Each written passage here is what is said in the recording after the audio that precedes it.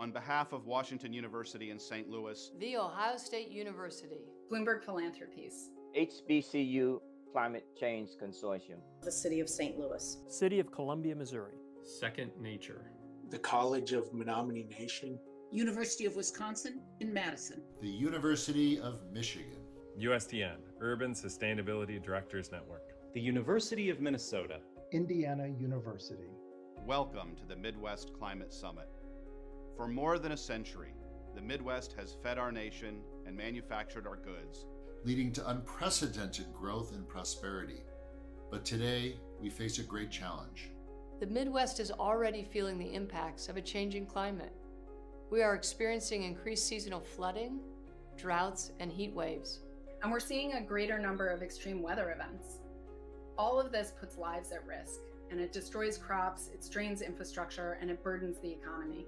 We invite you to participate in the Midwest Climate Summit today and in the months ahead as we come together to develop a coordinated Midwest response to the climate crisis. The next decade is critical to avoid the worst impacts of a changing climate. And the Midwest is uniquely positioned to develop solutions given our strengths across many sectors. In fact, our leadership will create jobs, improve health, make our communities more resilient to natural disasters, protect our cherished natural resources, and position the Midwest to attract top talent and major employers in the coming years. This work can be done and must be done in a manner that creates opportunities for all of our communities, rural, suburban, and urban. especially those that have been left behind even as the overall economy has expanded. This critical work is going to require leadership from all sectors and all communities throughout the Midwest. Thank you for joining us. We are energized by the talent and the expertise that is coming together, and we look forward to the great things we will accomplish for our future. Now, let's get started. Now let's get started.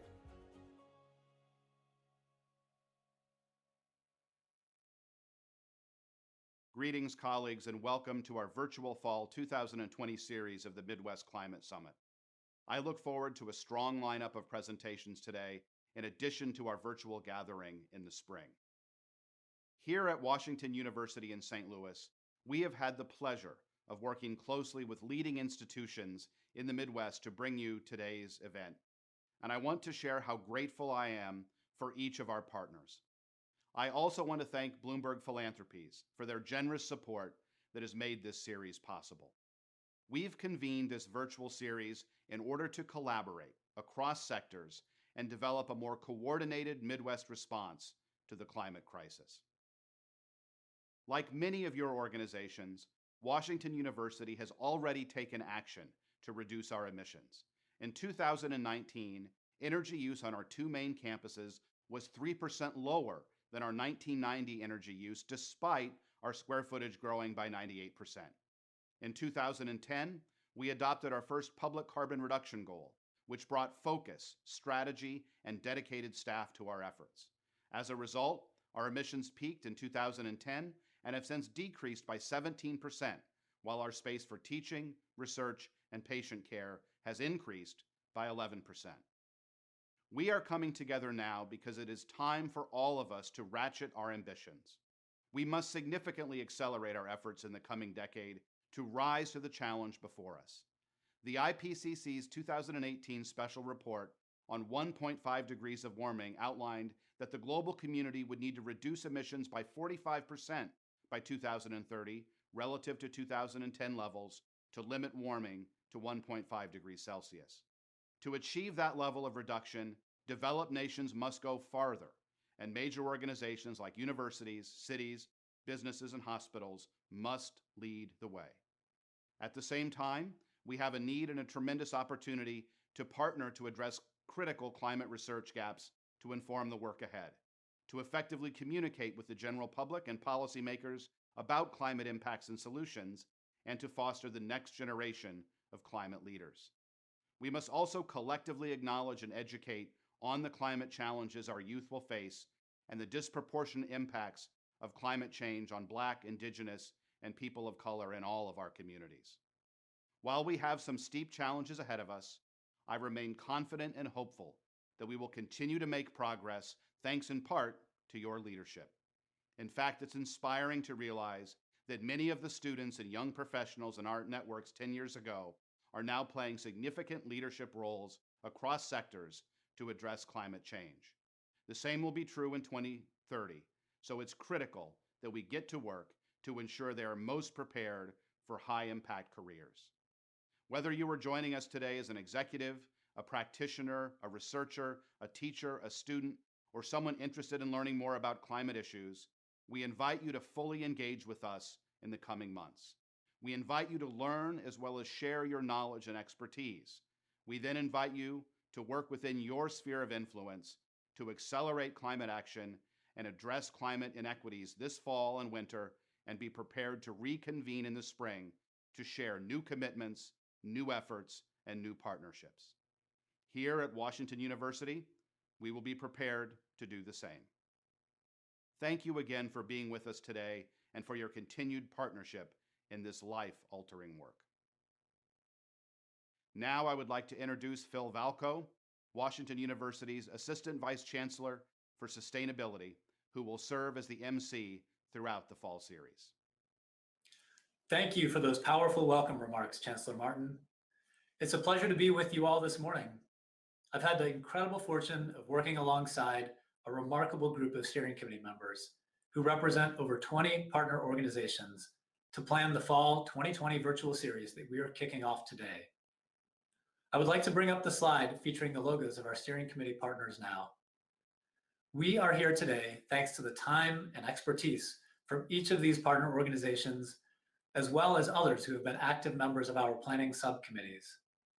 I encourage you to visit the Midwest Climate Summit website to learn more about the individuals, institutions, and organizations that made this series possible. As Andrew mentioned, I will serve as the MC throughout the fall 2020 virtual series. I'll open each session, I'll introduce our session hosts, and I'll bring each session to a close. Since the Midwest Climate Summit is grounded in both place, the Midwest, and time, the beginning of a critical decade for climate solutions, I would like to begin with something called a land acknowledgement that will also ground us in place and time. I first heard a land acknowledgement during a conference in Australia, and I was struck by the tone that it set for the event. It is a way to recognize and respect the indigenous people that were the traditional stewards of the land that we all call home, and the enduring relationship that exists between indigenous peoples and their traditional lands. With that, I would like to acknowledge that the Midwest occupies the ancestral lands of numerous indigenous peoples, many of whom were removed forcibly and unjustly. Today, I am talking to you from the traditional, ancestral, and unceded territory of the Illini Confederacy, which is now called St. Louis, Missouri. And while none of us in this virtual room played a direct role, we are the beneficiaries of this history, and we are able to shape the present and the future. I honor the indigenous peoples who stewarded this land before us, as well as the tribal nations in the present-day Midwest that continue to do so. I recognize their invaluable contributions to the Midwest today and their long-standing work to preserve our shared home. I would also like to acknowledge the important moment our nation is in today, reckoning with generations of systemic racism. The growing and essential movement to in support of Black lives has come to define 2020 as much as anything else, including the pandemic. So why focus on the Midwest? We had a few data points on the welcome slides that I'll briefly share. First, if the 12 states that comprise the Midwest were a country, they would be the 5th largest greenhouse gas emitting nation on the planet. Second, the Great Lakes contain 84% of North America's surface freshwater and provide drinking water to more than 40 million people today. With coastal sea level rise, wildfires in the West, and other factors at play, we will likely see Americans on the coasts moving out of harm's way in the coming decades, including here to the Midwest. We also have immense talent in the Midwest across sectors, including the many dozens of leading higher education institutions, local governments that are already leading on climate, and nearly 150 Fortune 500 companies that are founded or headquartered in the Midwest. We have the capacity to play a major role solving the looming climate crisis and creating jobs here in the Midwest in the process. This is the time, and this is the place that we are launching the Midwest Climate Summit. Our virtual series is kicking off today with a remarkable lineup of speakers and leaders. We will begin with a keynote address and a Q&A with Dr. Robert Bullard. After Dr. Bullard's Q&A, we'll have 4 brief talks with Chris Caldwell, Katharine Wilkinson, Heather McTeer Toney, and Isra Hirsi, followed by a moderated panel with the 4 speakers. Before I introduce Dr. Bullard, I'd like to find out who's in our virtual room with 2 polls. First, what state are you joining us from? In the chat, enter the state where you are currently located, and now please spell out your state's name instead of using abbreviations. That will help with the visualization. In just a moment, you're going to see a word cloud showing where everyone is located.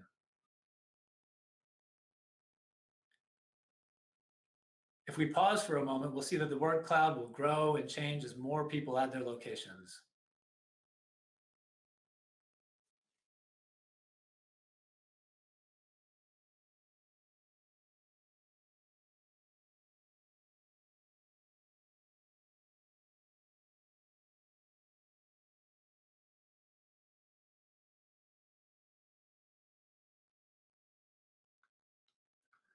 What a great geographic representation we have with us today. It's nice to see people joining us from throughout the Midwest and well beyond. Next, we would like to learn what role best describes you. In a moment, you'll see another poll where the chat is located. Please select the option that best describes you. We'll pause here as the poll results begin to come in.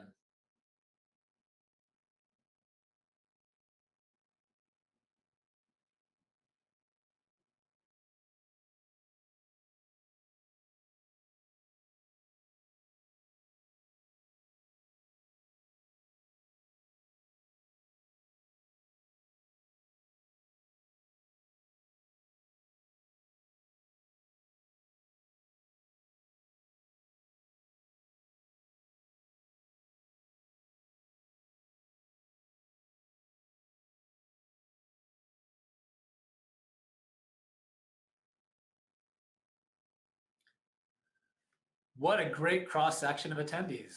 Thank you so much, everyone, for filling out the polls. It's wonderful to know who is with us today, and we are absolutely thrilled that you're here. It's now my immense pleasure to introduce Dr. Robert Bullard. Dr. Bullard is often described as the father of environmental justice. He served as the dean of the Barbara Jordan Mickey Leland School of Public Affairs at Texas Southern University from 2011 to 2016. Dr. Bullard is currently a distinguished professor of urban planning and environmental policy at Texas Southern. He is an award-winning author of 18 books, and he is also the co-founder of the Historically Black Colleges and Universities Climate Change Consortium. Dr. Bullard, we are delighted to have you here with us today. Good morning. My name is Dr. Robert Bullard, and I'm really pleased to be here to present on one of my favorite topics, building a just, fair, and equitable society in the era of climate change. I'm a sociologist by training, and I'm an environmental sociologist, and we're very good about connecting dots. Over the last 4 decades, I've worked on a lot of issues, and as a matter of fact, I've written 18 books that cover a range of areas. And I tell everybody that it's 18 books, but it's just one book, but don't tell anybody. I've written on housing, transportation, energy, sustainability, smart growth, disasters.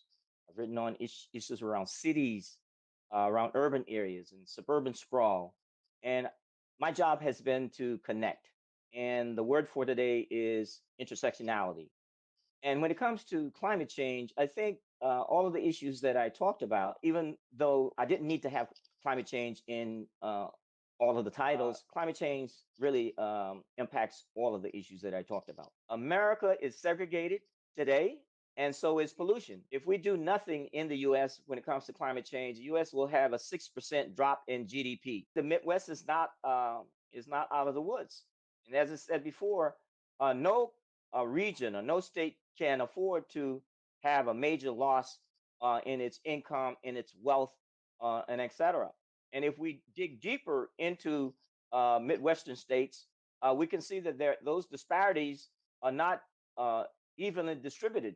And if you look at our metropolitan areas, our cities, and in some cases our rural areas that are hit by, for example, I went to school in Iowa, and I know for a fact that Iowa farmers, I'm biased, are some of the best farmers in the world.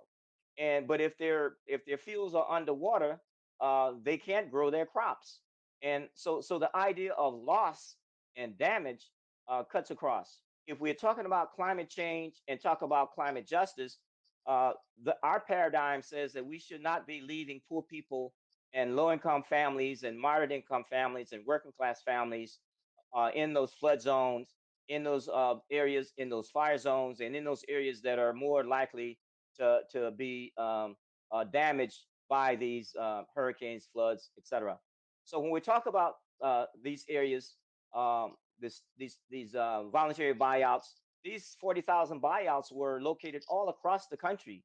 And as you can see from this map, the Midwest had lots of buyouts. But again, the Midwest was no different in terms of who's being left behind than the South, the West, the Northeast, and other parts of the country. When we look at this whole pattern of what can we do in terms of planning for resilience, bringing in multiple stakeholders and actors, democratizing the process by which we define the problem and define the solution, it's clearly that climate action plan must address sustainability. They must address equity, and they must address racial justice. This whole idea of addressing equity is a prerequisite for achieving climate resilient communities. The bottom line in all of this is that there's a lot of power in bringing diverse communities and diverse actors together. And when we talk about these community university relationships, partnerships, I think there's nothing more powerful than that. Because when we build equity into the model, and when we provide the greatest protection for the most vulnerable, we protect us all. Climate change is climate justice. Climate change is economic justice. Climate change is environmental justice.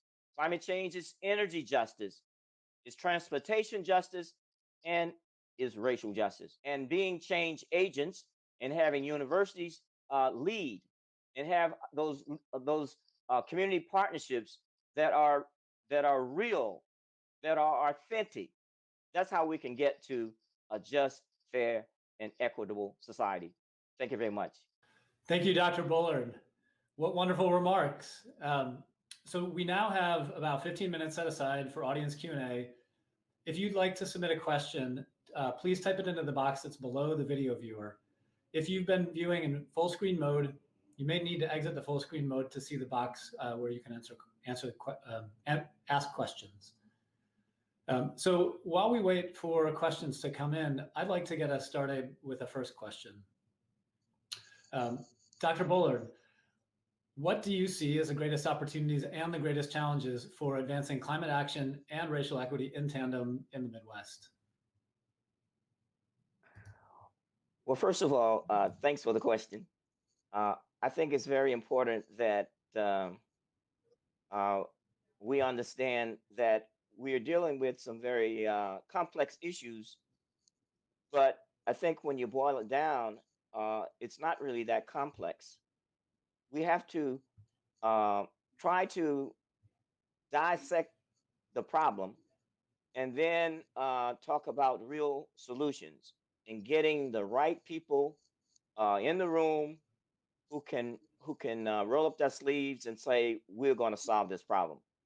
And I think there's opportunity today that didn't exist 4 decades ago when I got started on this. There are more people that are aware of how things are connected, and that they are aware of what it means to allow inequality to persist and to fester, and what it means that we're losing so much in not just human talent, but also in economics, also in in the power of having a society that allows individuals to reach their potential and allow communities to thrive. And so the short answer is, I think it's important that we work on issues that are given priorities, particularly as those priorities emerge from those communities that see the issues that we're talking about every day. So a lot of people, it's theory, but for frontline communities, it's real. It's in their face every day, and so we need to make sure that we underscore urgency of this matter. We don't have 40 years to get it right, not when it comes to climate. And I think the urgency of now is what gives us this opening, this window of opportunity to take advantage of that. And universities can lead on this. Thank you. So the next question I'll pose does come from our audience. It comes from Bonnie. And Bonnie would like to ask, what are some of the research topics that you see as most urgent to address at the intersection of climate and environmental justice? And then she had a follow on, which is, what should PhD and master's students be working on for the next 5 to 10 years? Oh, wow. Well, there's so much.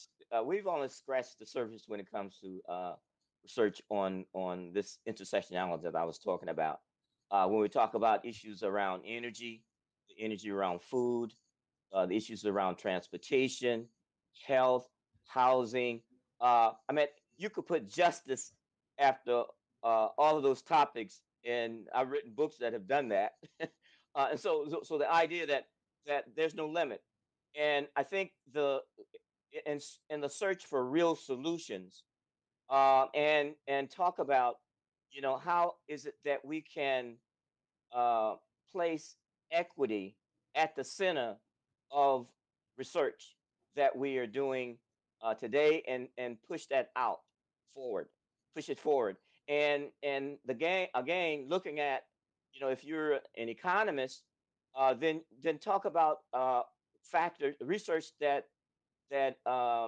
somehow looks at the anatomy of inequality from an economic lens, and how we can address that. If we're talking about issues of energy, look at energy and talk about equity. Not how can we ensure that as we move to clean, green economies, that we don't build that renewable, green, clean economy on inequality, that we don't reproduce the inequality and leave certain populations behind outside of that new economy. We're talking about transportation, the same kind of issues, food security, dealing with water issues, and health. Health cuts across all of those areas. And so the equity lens, I think, can be applied to no matter what the research topic is. And it doesn't matter what the discipline is. And so when we talk about how the environmental justice movement, for example, redefine the environment and environmentalism, and that environmental justice lens, as it relates to a lot of the inequality, said the environment is where we live, work, play, worship, learn, as well as the physical and natural world, and that we are bringing in lots of pieces to this, to the table and to the challenges. And we also understand that we could look at climate change as just parts per millions and greenhouse gases, and not address many of the issues that we talked about, vulnerability, and not talk about responsibility. So the science have to be dealt with, but also the political science and the issues of equality and social justice. So the next question comes into us from Shane. So Shane asks, is it your sense that the information that you just presented is not widely known, or is it known and it's not acted on? And if it's the latter, what are the barriers to action? The short answer is yes. Well, let me just seriously answer the question. The fact is that most people in the U.S., when we talk about these issues of climate change and climate justice and vulnerability and most impacted.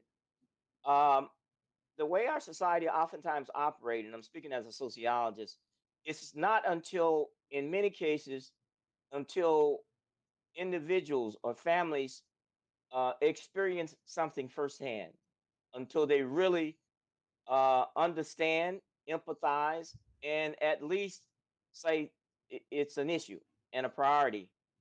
And so, because of, I give you an example of refineries and chemical plants and pollution hotspots or sacrifice zones that we call them. Most Americans don't live in those hotspots, sacrifice zones, and areas that are fence lined with polluting industries, and so it doesn't become a real um, problem or a real priority issue because it's not directly affecting individuals as they perceive it, but it does affect everybody because we talk about more illnesses and more challenges when it comes to healthcare and people getting needing to be taken care of long term, etc. But directly they don't see it, and so but climate change um, today we're seeing impacts that are cutting across geography and social economic status and racial and ethnicity and politics.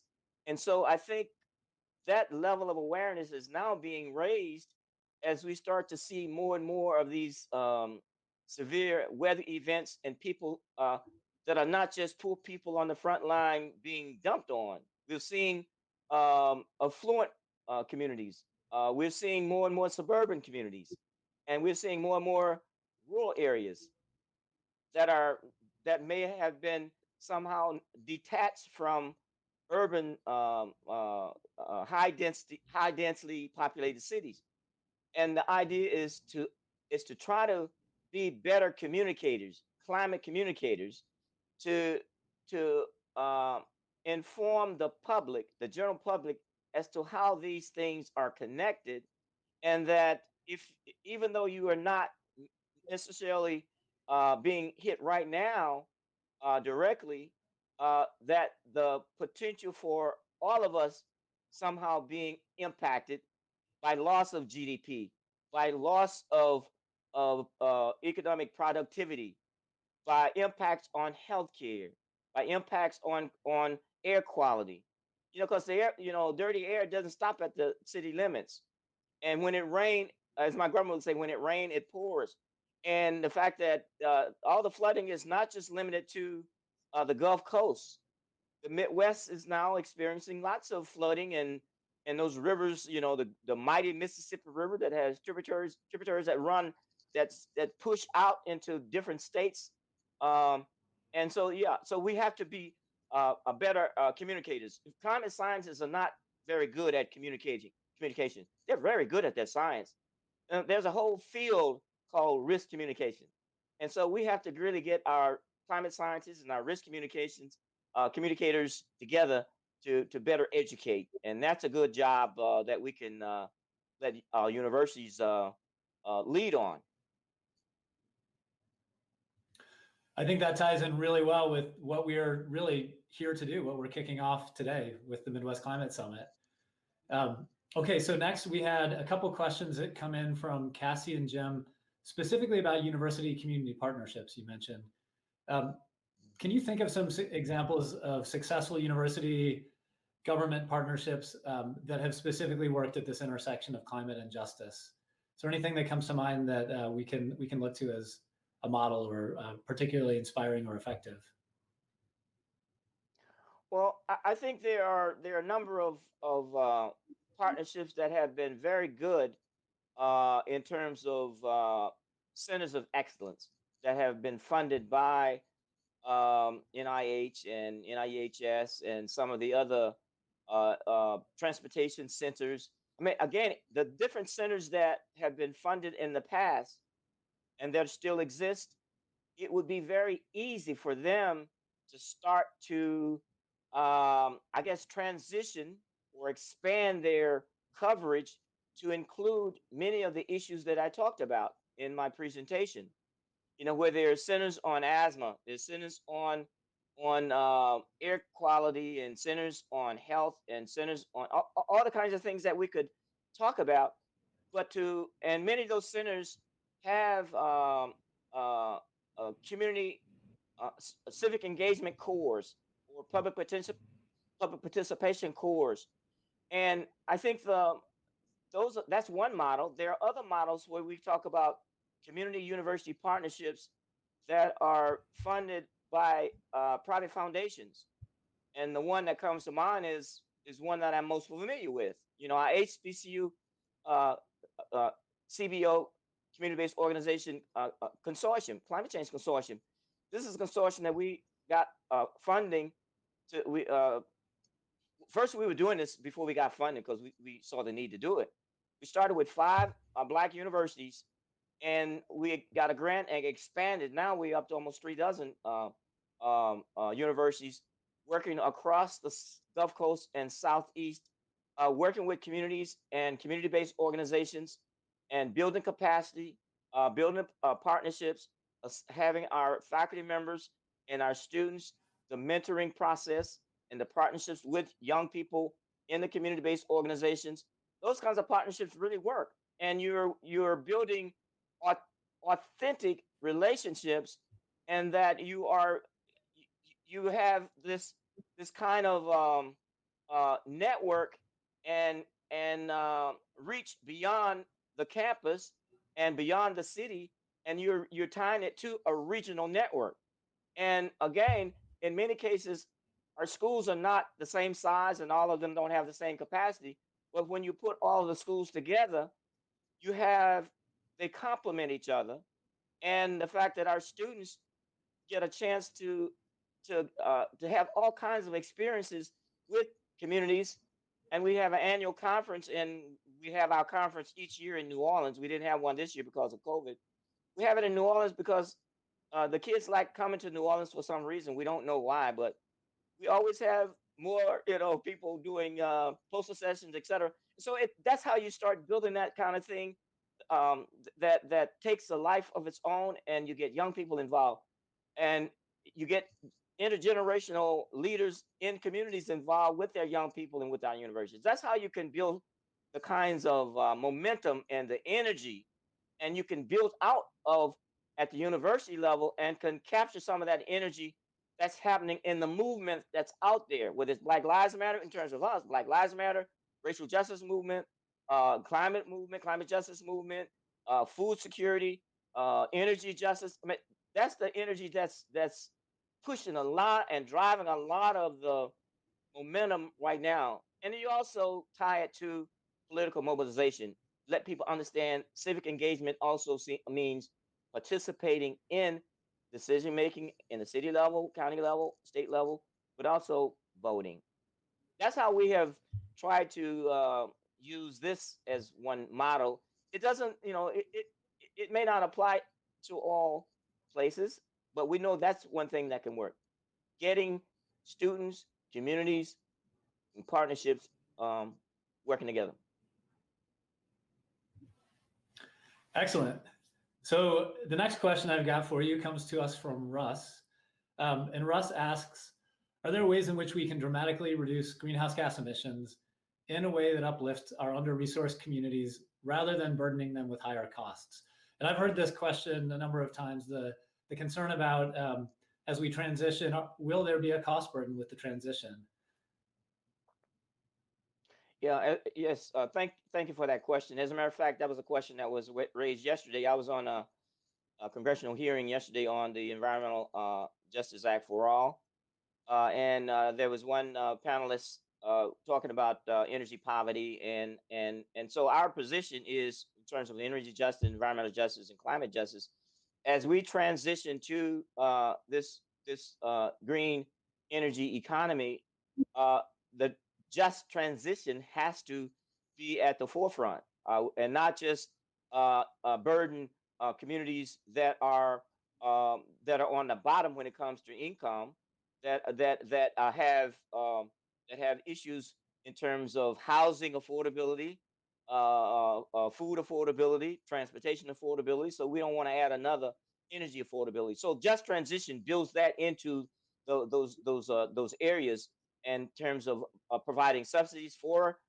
families, in terms of getting access to green energy, making sure that we're not using climate gentrification as a means of pushing poor people out of their neighborhoods, and in a way that's similar to also pushing up their energy costs so that they can't afford energy. No, justice and equity and fairness has to be at the core and the center of all transitions, and that's what we have been fighting for these many years.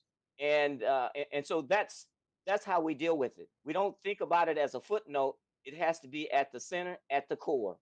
And those individuals that are in those organizations of color and community-based organizations, they need to be in those rooms when those plans are being developed, so that they can speak for those energy poor families and households, and not let some other organizations that are well resourced speak for them and speak for us.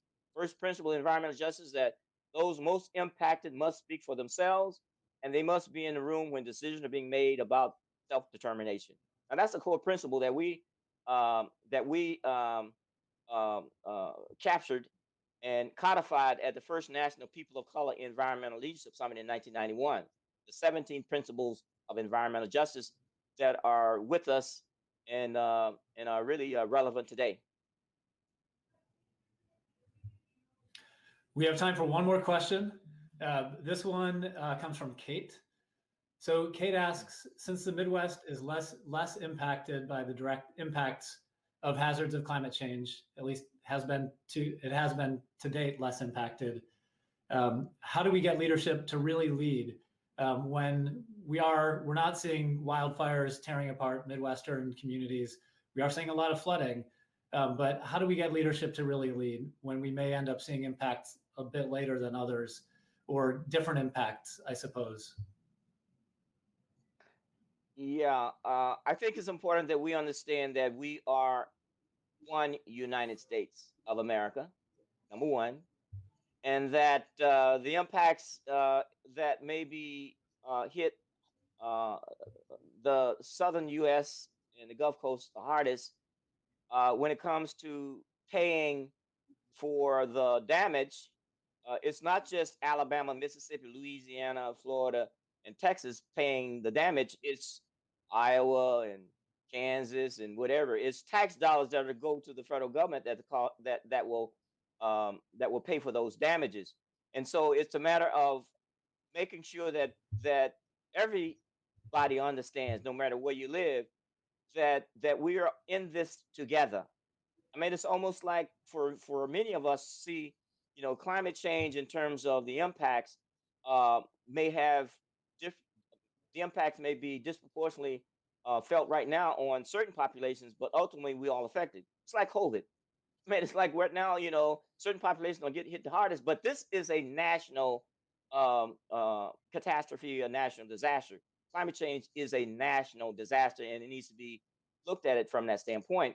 And I think the awareness level needs to be raised to the point that we all have to, because of responsibility of production of greenhouse gases, and I suspect that the 12 states in the Midwest have made their contribution to greenhouse gases, and so responsibility demands that there's also comes the issue of making sure that we don't just look the other way and say, well, we're not getting hit. It's those folks over there, and so we have to have a bit of empathy and a bit of understanding this whole idea of community, and I think that kind of thinking is becoming more today than say some years ago. Well, Dr. Bullard, thank you so much.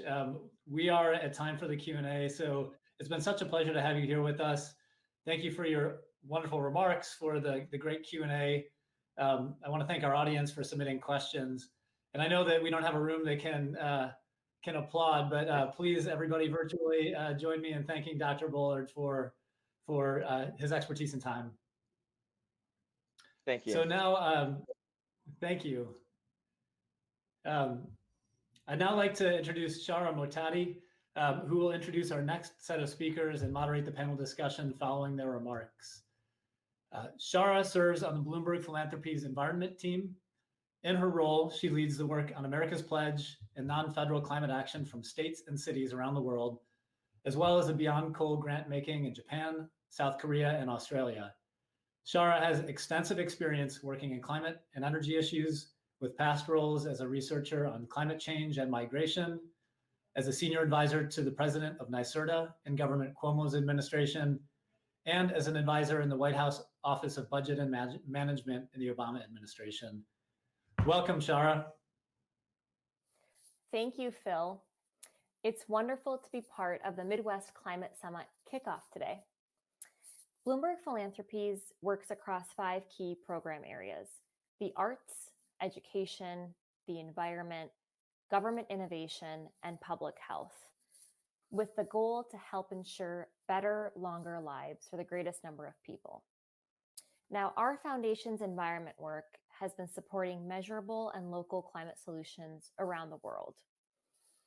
From supporting coal advocacy and litigation work in the most coal-dependent countries, to supporting city and state leadership on climate change through our work with C40, America's Pledge, the American Cities Climate Challenge, and many other initiatives, Bloomberg Philanthropies is working to move the world to carbon neutrality.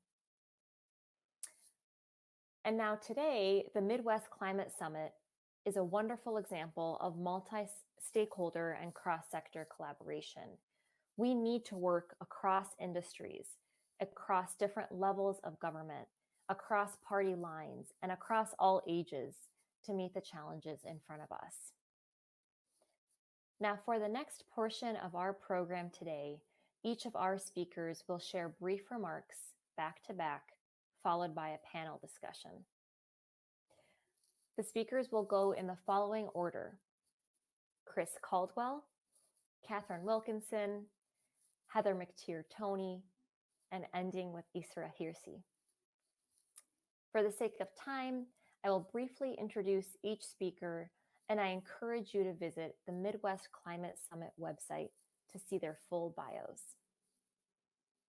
I'd now like to introduce our first speaker, Chris Caldwell. Chris is the president of the College of Menominee Nation and director of the Sustainable Development Institute. Take it away, Chris. Poso Mauni Wea, Chris Caldwell, and Aswisian.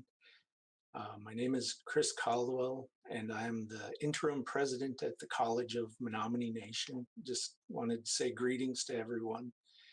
I'm an enrolled member of the Menominee Nation in Wisconsin and a lifelong resident on our tribal lands. What I wanted to do today was just recognize the land that I'm on, which is the land of our Menominee people. And I'd just like to ask that you consider, as you listen to the broadcast, where you might be located and the people that might be of the land that you are on today. I appreciate the opportunity to share my people's story of sustainability and resilience, especially in relation to the complexity and uncertainty of climate change and its current and predicted impacts on all of our communities. I think the Midwest Climate Summit is a good opportunity to begin dialogue and discussion between the different participants, organizations, entities that are represented here. When I think about climate change and decision making in the Midwest context, I think back to my time as a part of a wildland fire team. And one of the things we talked about was situational awareness and decision making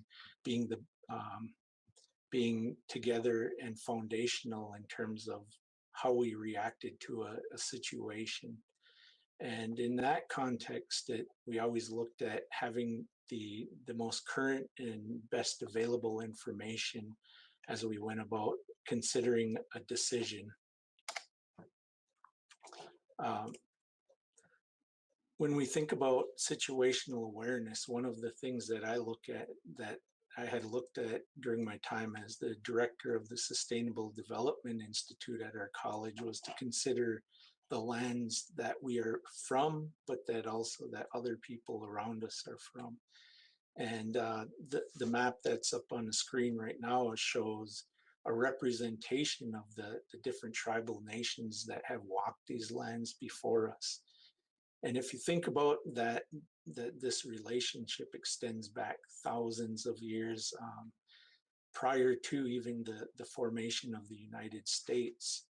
There are a number of lessons that can be learned, and many of these lessons are embedded in the language and the cultural lifeways of these tribal nations.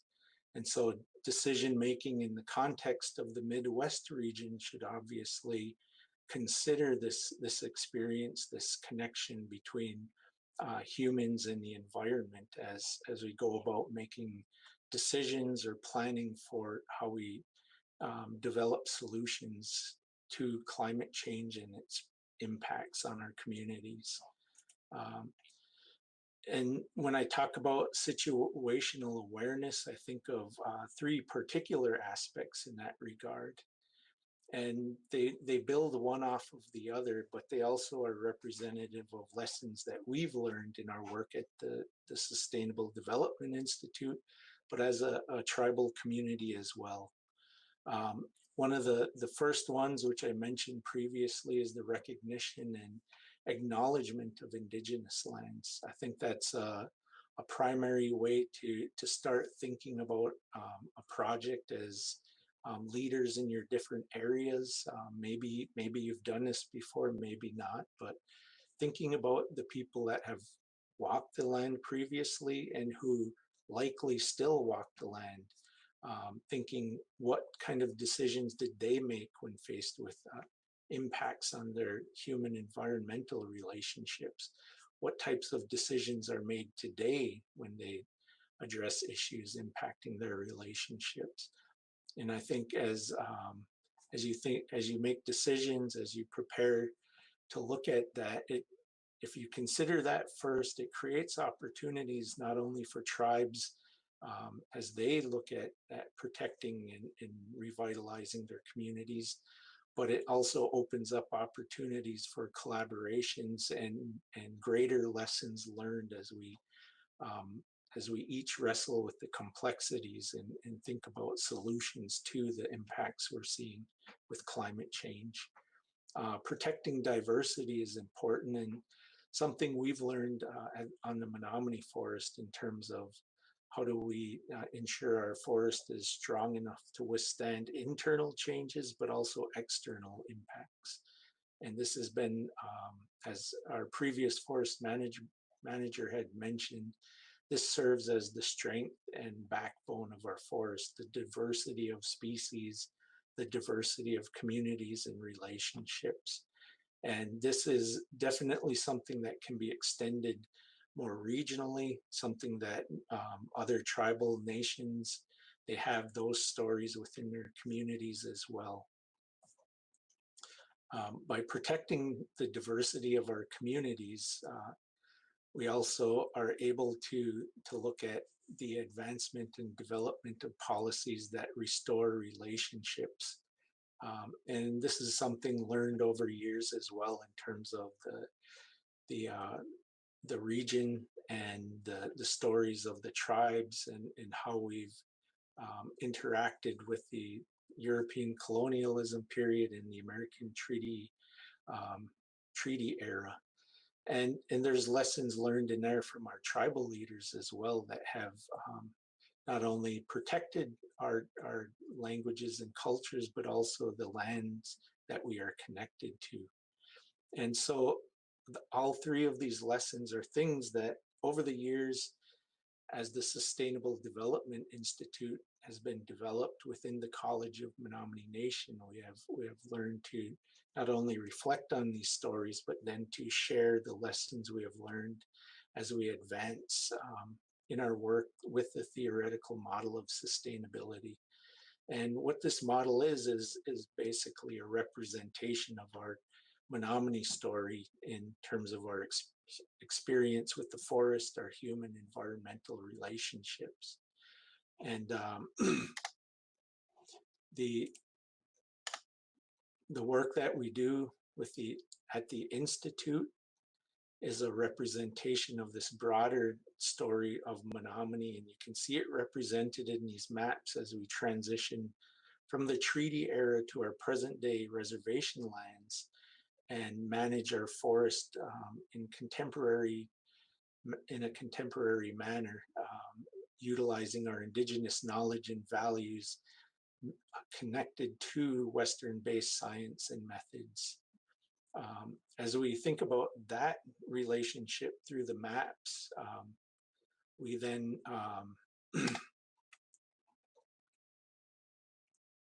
look at the next lessons that we've learned as a tribal nation. And one of the things that we have learned is that education is the key to ensuring that our community is prepared to lead, to plan, to go into the future. And at the College of Menominee Nation, we serve tribal interests, we focus on tribal issues, but this also translates to opportunities for non-tribal folks to attend, to learn from our way of knowing and doing things, and to then determine how best they can apply that knowledge. And so in a way, our students are not only nation builders in their own communities, but also future allies in working with tribal nations on issues like climate change. The other part of our tribal college and our community and our connections that we have learned is how do we build from not only our community, but with other tribal groups, relationships that advance not only our own understanding, but collectively with our collaborators. This is an example, the tribal adaptation menu. It's a representation of work between our institution, other tribal organizations, academic institutions, and federal agencies. And as we think about those relationships in this Midwest regional level on this particular project, there's also an opportunity for us to look more broadly and expand beyond that. And so this example of our Northeast Indigenous Climate Resilience Network shows how we have expanded beyond just the initial work in our community and more regionally on specific projects. The network that we work from is also a part of the Northeast Climate Adaptation Science Center, where we work with our tribal climate resilience liaisons in connecting those climate resources, climate scientists with tribal nations and their tribal needs. And this is done through our liaison, Sarah Smith. We also host different conferences and events that advance not only tribal understanding in sharing what tribes are doing, but bringing together academia, federal agency representation, nonprofits, and talking about how to work on climate change issues and implement that work within tribal communities. And so we have the Shifting Seasons coming up, our third one over a decade. That will be coming up in April. And so one of the things I want to re-emphasize as we think about those stories are the three lessons that we've learned throughout our work at the Institute, and recognizing and acknowledging land, even as tribes. We need to keep that in mind, and that's a part of our protocols, but also sharing what that means for others. Protecting diversity because of the need for everything that's available now, making that available in the future to the extent possible so they can make good decisions. And then the final part is ensuring that policy is reflective of the relationships, either restoring, maintaining, or protecting them. So I just want to say Wawan and thank you, and that is all. Thank you, Chris. I would like to now introduce our next speaker, Katharine Wilkinson. Katharine is an author, strategist, teacher, and editor-in-chief at Project Drawdown. Please take it away, Katharine. My heart is moved by all I cannot save. So much has been destroyed. I have to cast my lot with those who age after age, perversely, with no extraordinary power, reconstitute the world. These words from Adrienne Rich open the new book, All We Can Save. Truth, courage, and solutions for the climate crisis, from 60 women who are leading and lighting the way. I want to share some of the things that I've learned about the we in All We Can Save, the kind of transformational leadership this moment is calling for. But why transformational leadership? I mean, wouldn't just climate leadership do the trick? Well, recall what the Intergovernmental Panel on Climate Change told us nearly 2 years ago. We need rapid, far-reaching, unprecedented changes in all aspects of society. Every sector of the global economy needs to shift. As James Baldwin once said, though not on the topic of climate change, we've made the world we're living in, and we have to make it over. We could spend the rest of our time together unpacking who the we is that's made the world we're living in.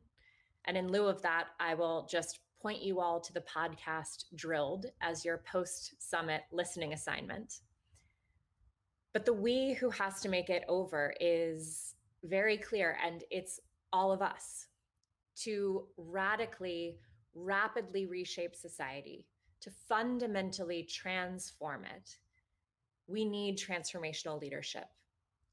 The climate crisis is a leadership crisis, and the status quo simply isn't going to work. Not when we stand at the crossroads of peril and possibility and want to ensure we take the latter path toward a livable future. The first quality of transformational leadership is a clear focus on making change rather than being in charge. It's about moving beyond ego, competition, control, and all of these things are present in the climate movement. They impede good work, they run folks out of this space, and they keep others on the sidelines or playing small. So let's instead stay focused on results. Let's release attachment to the commander's seat. Let's make this a party that people want to come to. We need joyful following where wise leadership appears. We need joining instead of duplicating, giving one another credit, sharing resources, passing the mic, celebrating one another's successes. In her piece on the politics of policy in All We Can Save, Maggie Thomas urges, we cannot allow climate policy to be about ego and credit. It must be about collaborating, building on one another's work, and elevating the very best ideas we have to solve the biggest problem humanity has ever faced. And that means, according to Maggie, it's so very important to listen widely and deeply, especially to those who are bearing the brunt of this problem. And as Shea Bastida writes in her essay, Calling In, a vibrant, fair, and regenerative future is possible, not when thousands of people do climate justice activism perfectly, but when millions of people do the best they can. Second, transformational leadership holds a commitment to respond to the climate crisis in ways that heal systemic injustices rather than deepening them. This is about centering equity, inclusion, frontline and impacted communities, recognizing that we can address near-term needs and long-term aims at the same time and more effectively. Equity is not, as some people suggest, secondary to survival. Equity is survival. Colette Pichon Battle, who works on the Bayou of Louisiana, writes in her essay, "We must reframe our understanding of the problem. Climate change is not the problem. Climate change is the most horrible symptom of an economic system that has been built for a few to extract every precious ounce of value out of this planet and its people, from our natural resources to the fruits of our human labor. This system has created this crisis." And this kind of deeper root cause analysis makes clear that we're either multi-solving or we're not solving at all. Sherry Mitchell shares in her essay on Indigenous prophecy and Mother Earth, "We have words in our language that help remind us of the balance that relationship requires. One of these words is Mama Bizu. It means he or she has enough. It is an acknowledgement that an individual has what they need to live their life with a sense of safety and dignity. Another word, Alabizu, means everyone has enough. The everyone envisioned in that phrase includes all the beings in the natural world. When we are contemplating the value of enough, we must recognize that Mama Bizu must always be weighed against Alabizu to ensure that there is a balance to life, to ensure that there is justice." Third, transformational leadership embraces heart-centered and not just head-centered approaches. This is about bringing our whole selves to this movement: fear, grief, fiery courage, racking uncertainty, all of it. It's about rejecting false binaries and being willing to do the inner work that can be hard, but often precedes affecting change. The climate crisis has inescapable psychological and spiritual dimensions, and we ignore those at our peril. What's so powerful about integrating head and heart, this is where scientific rigor and moral clarity meet, where analysis and empathy, strategy and imagination converge. Yes, Audre Lorde assures us, our feelings are our most genuine paths to knowledge, and they may also be our most genuine paths to action. Writing on the adaptive mind and the needs for personal resilience, Susie Moser says, "In a world of accelerating change, the well-being of our hearts and souls must be reestablished to their rightful place as relevant, essential.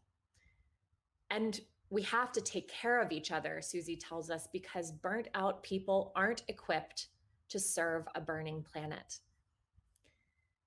Fourth, there is a recognition that building community is a requisite foundation for building a better world. This is about engaging in deeply relational, collaborative, and supportive ways, taking the necessary time, making the necessary space, investing in that weft and weave between us.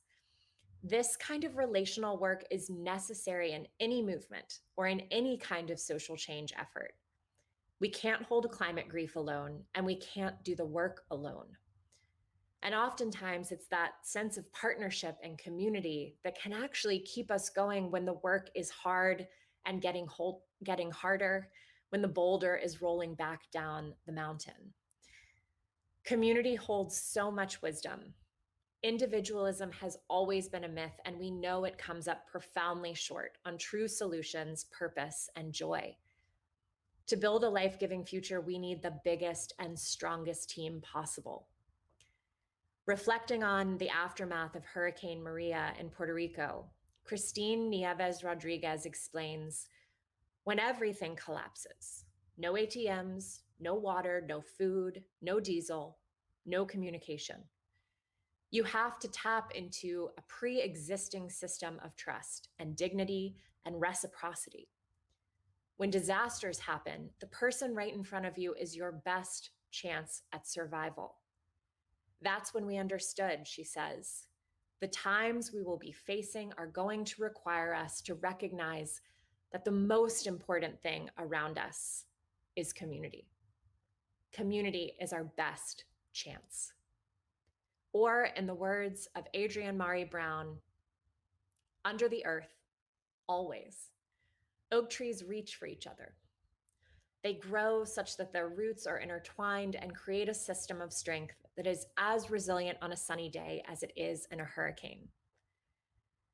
It turns out, transformational leadership is more characteristically feminine and more faithfully feminist, rooted in compassion, connection, creativity, and collaboration. It works with the living systems of the planet rather than trying to conquer or fight or wrangle them.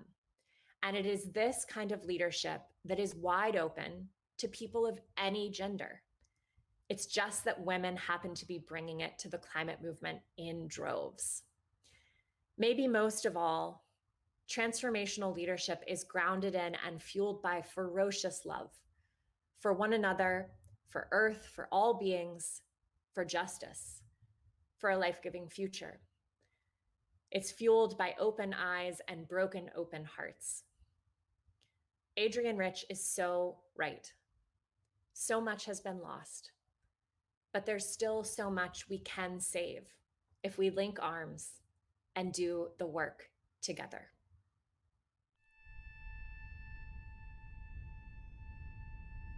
When I was young, I fell in love with this world. I fell in love with the silence of the desert, The smell of the earth after rain. The plains of South Dakota. I fell in love with the way that the world holds us. I am a climate scientist. I am a Palestinian Texan. An all-around general nerd. I am an immigrant. An advocate. I'm a leader. I am a Black girl from the hood who's trying to change climate policy. When I look around today, I see a lot of brokenness, corruption, divisions between the haves and the have-nots, living systems of the planet fraying. And I feel worried about our future. I feel grief. I feel ashamed. Really angry. Heartbroken. Numb. On good days, I feel courageous. To me, the climate crisis is an economic issue. It's an immigration issue. Spiritual issue. A feminist issue. A right now issue. It's the ultimate intersectional justice issue. I'm determined to be part of the solution because I want there to be children on this planet in 7 generations. Because everyone has a role to play. Because it's the right thing to do. It's easy to imagine a future that is bleak. I can also imagine transformation. People rising in resilience. 100% clean energy. Farms that sequester carbon in their soil. A world that is inclusive. A future that works for all of us. I am a woman. I'm a woman. I am leading on climate. We are leading on climate. Join us. Join us.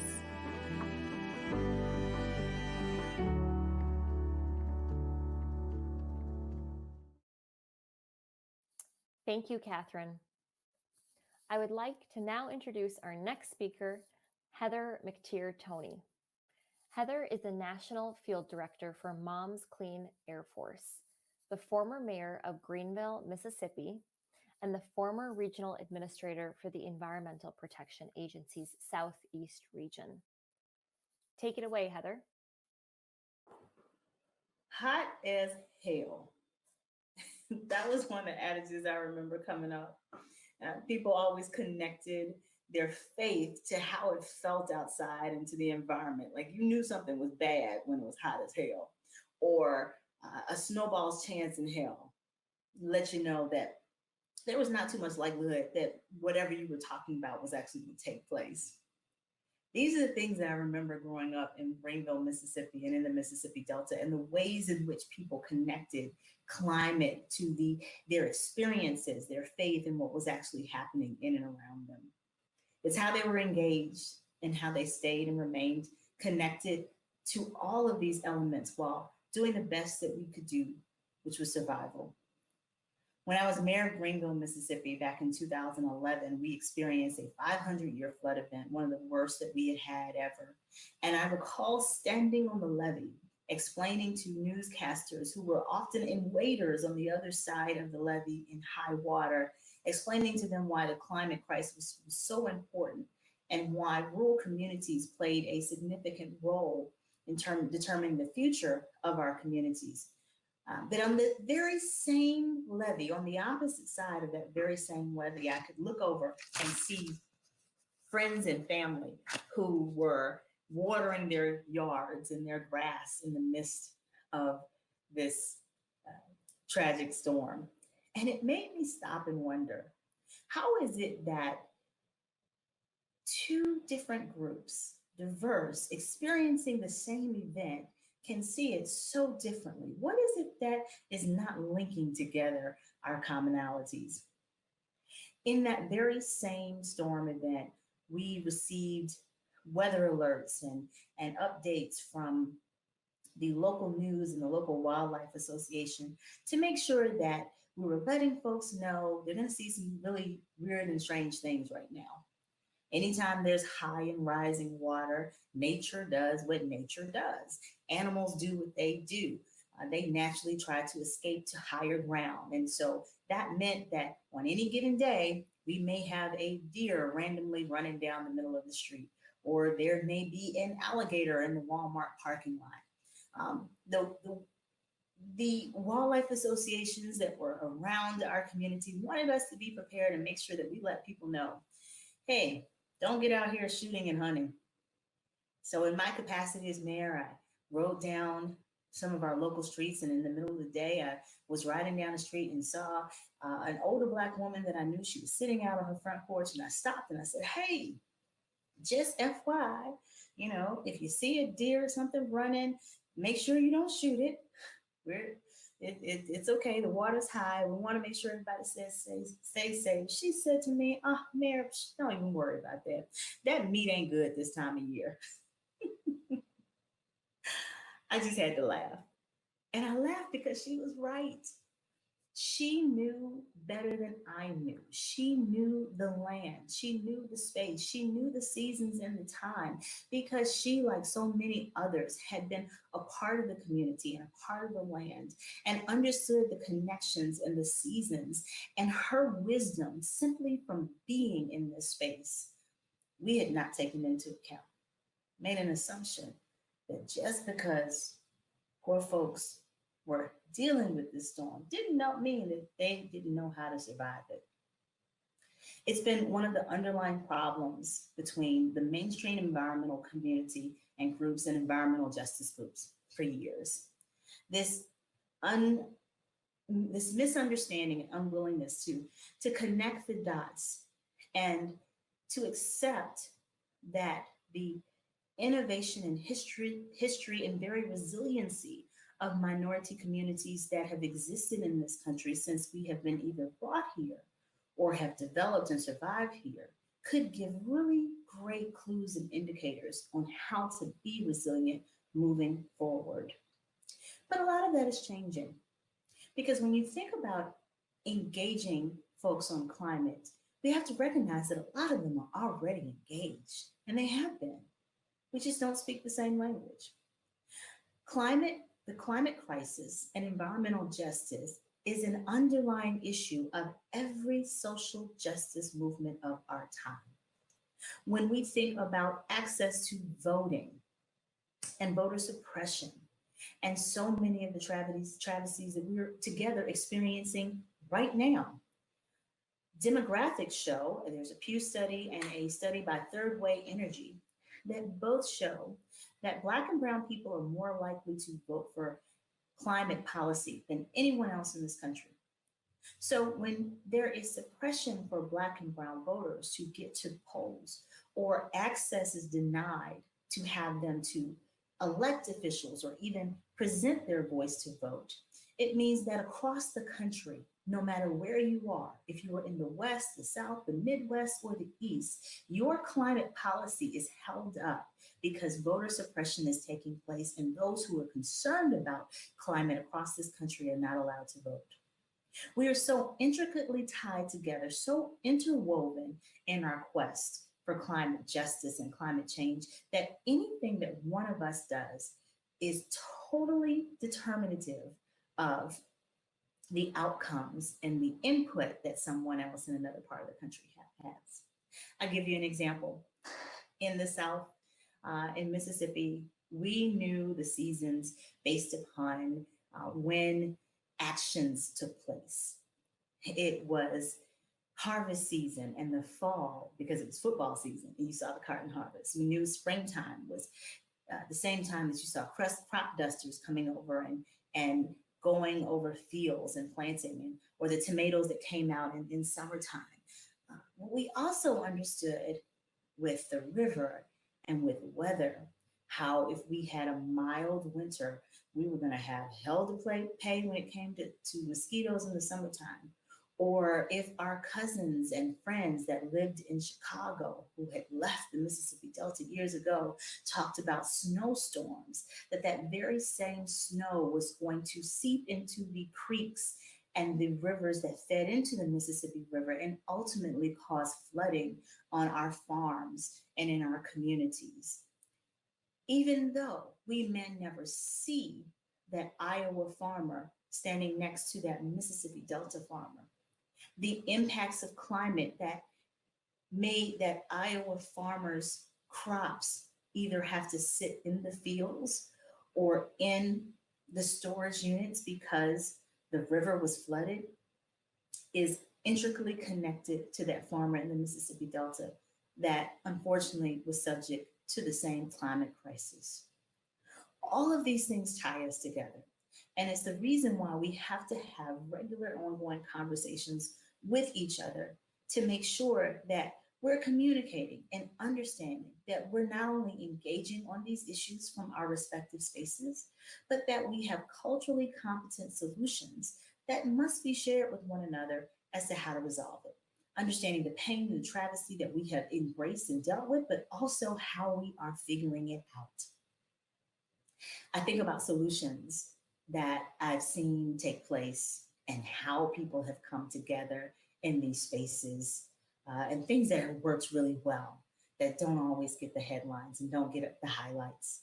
And throughout my time as mayor of Greenville, Mississippi, as regional administrator for EPA in the Southeast, and now my work with Moms Clean Air Force that gives me an opportunity to talk to parents all over this country and really engage on this issue of climate and children's protection. I have seen the same three things as a commonality that ties us all together.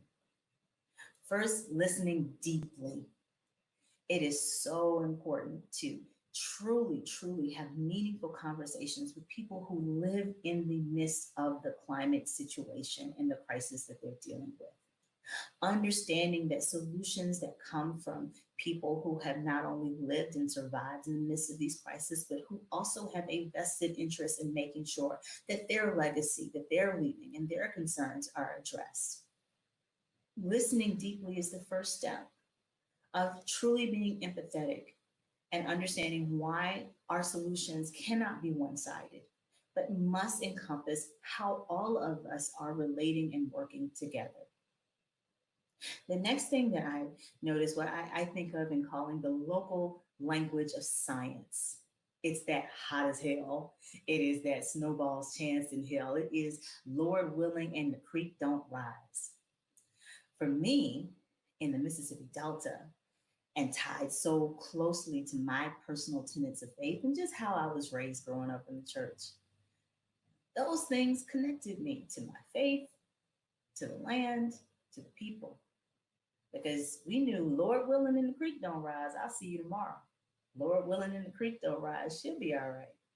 Lord willing and the creek don't rise, we're gonna come through this. It was born out of experience. It was born out of passion, and it was born out of resiliency to survive. That's based in fact. Putting together the facts of the science of climate, along with that local language, helps people feel involved and engaged and shows them where they already are. Listening and using that is so important. And then finally, focusing on our commonalities. What are these things that tie us together? What do we all want?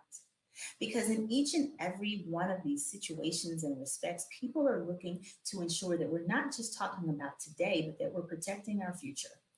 It is me being involved in climate conversations and understanding how relevant they are, not just to me today, but also to my 4-year-old and 14-year-old, that I want to make sure have a good place to live, but also have opportunities for job investment in the future.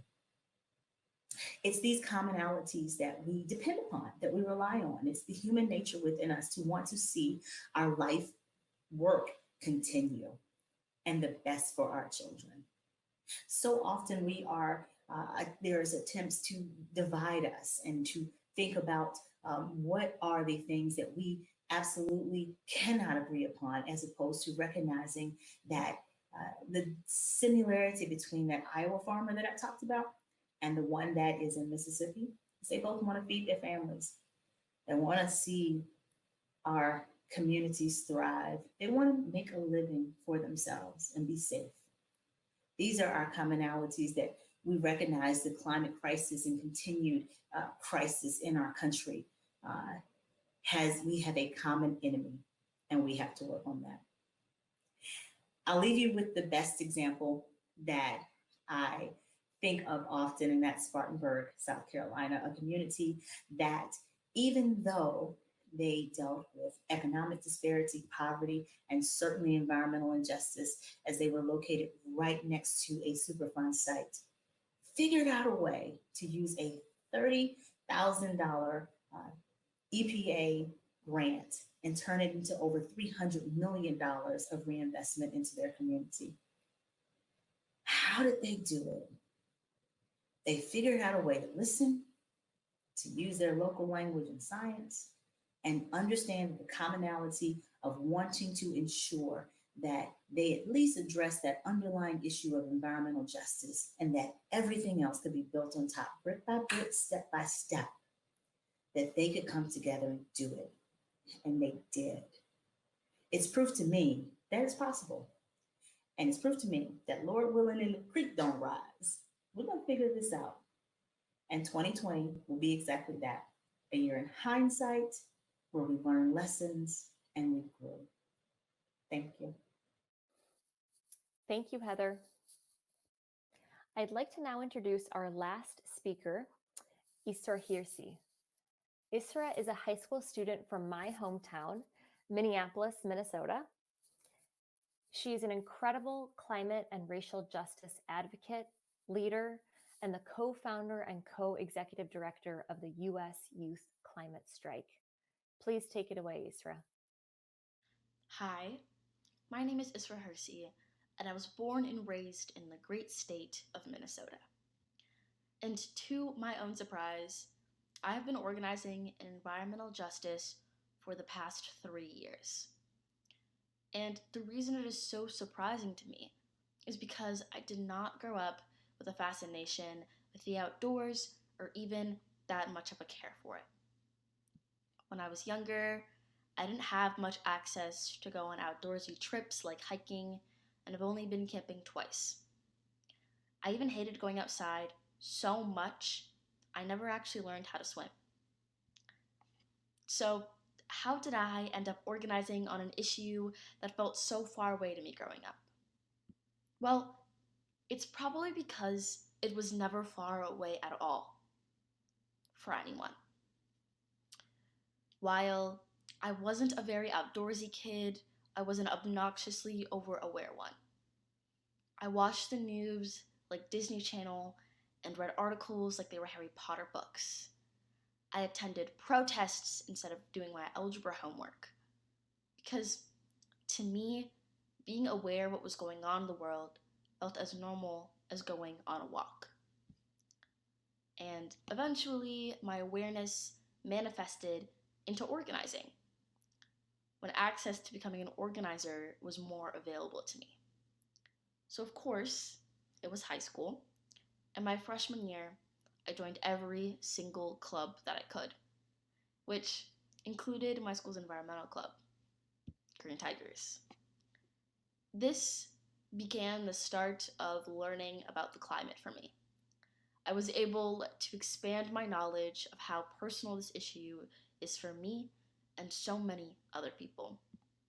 Except for all of the kids in my Green Club, environmental justice just meant appreciating the outdoors. They talked about composting and water fountains for the school, but never Line 3 or air pollution in North Minneapolis. In this club, I was told that climate justice was going green and recycling. But climate justice is liberation for people. To me, it was my neighbors, my family, and my motherland, Somalia. And I tell you all this because it helps you understand where I come from when viewing this movement, where I started, and how it has made me an organizer, allows you to understand why I have come to these certain conclusions. So, how can I make sure everyone I know is safe in the winter? How do I preserve the land my parents grew up on? What does the future look like for my little sister and lad? These questions, and many more, are how I view climate justice, as a people's issue, not an issue that is far, far away that doesn't impact any of us. And I think that this specific framework is how folks get pulled into the movement. One thing I've noticed over the years, getting people on your side, is to make everything relatable. Not to talk about the science or the floods or Antarctica, but to talk about things like air quality or extremely harsh winters or the lack of snow. These things are what impacts everyone's day-to-day lives and connects people, or at least it definitely connected me. Because while forests are burning and animals are dying, and those are things that we need to talk about, people need to understand what the risks are for them.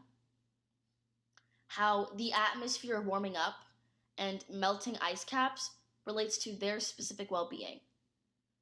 Because humans, especially Americans, are stubborn and selfish.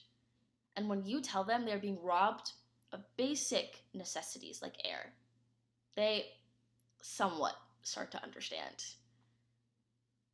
I saw this happen when I was talking to my dad a few years ago about the work that I do, by connecting it to the floods in Somalia over the past few years that actually ended up displacing hundreds of thousands of people.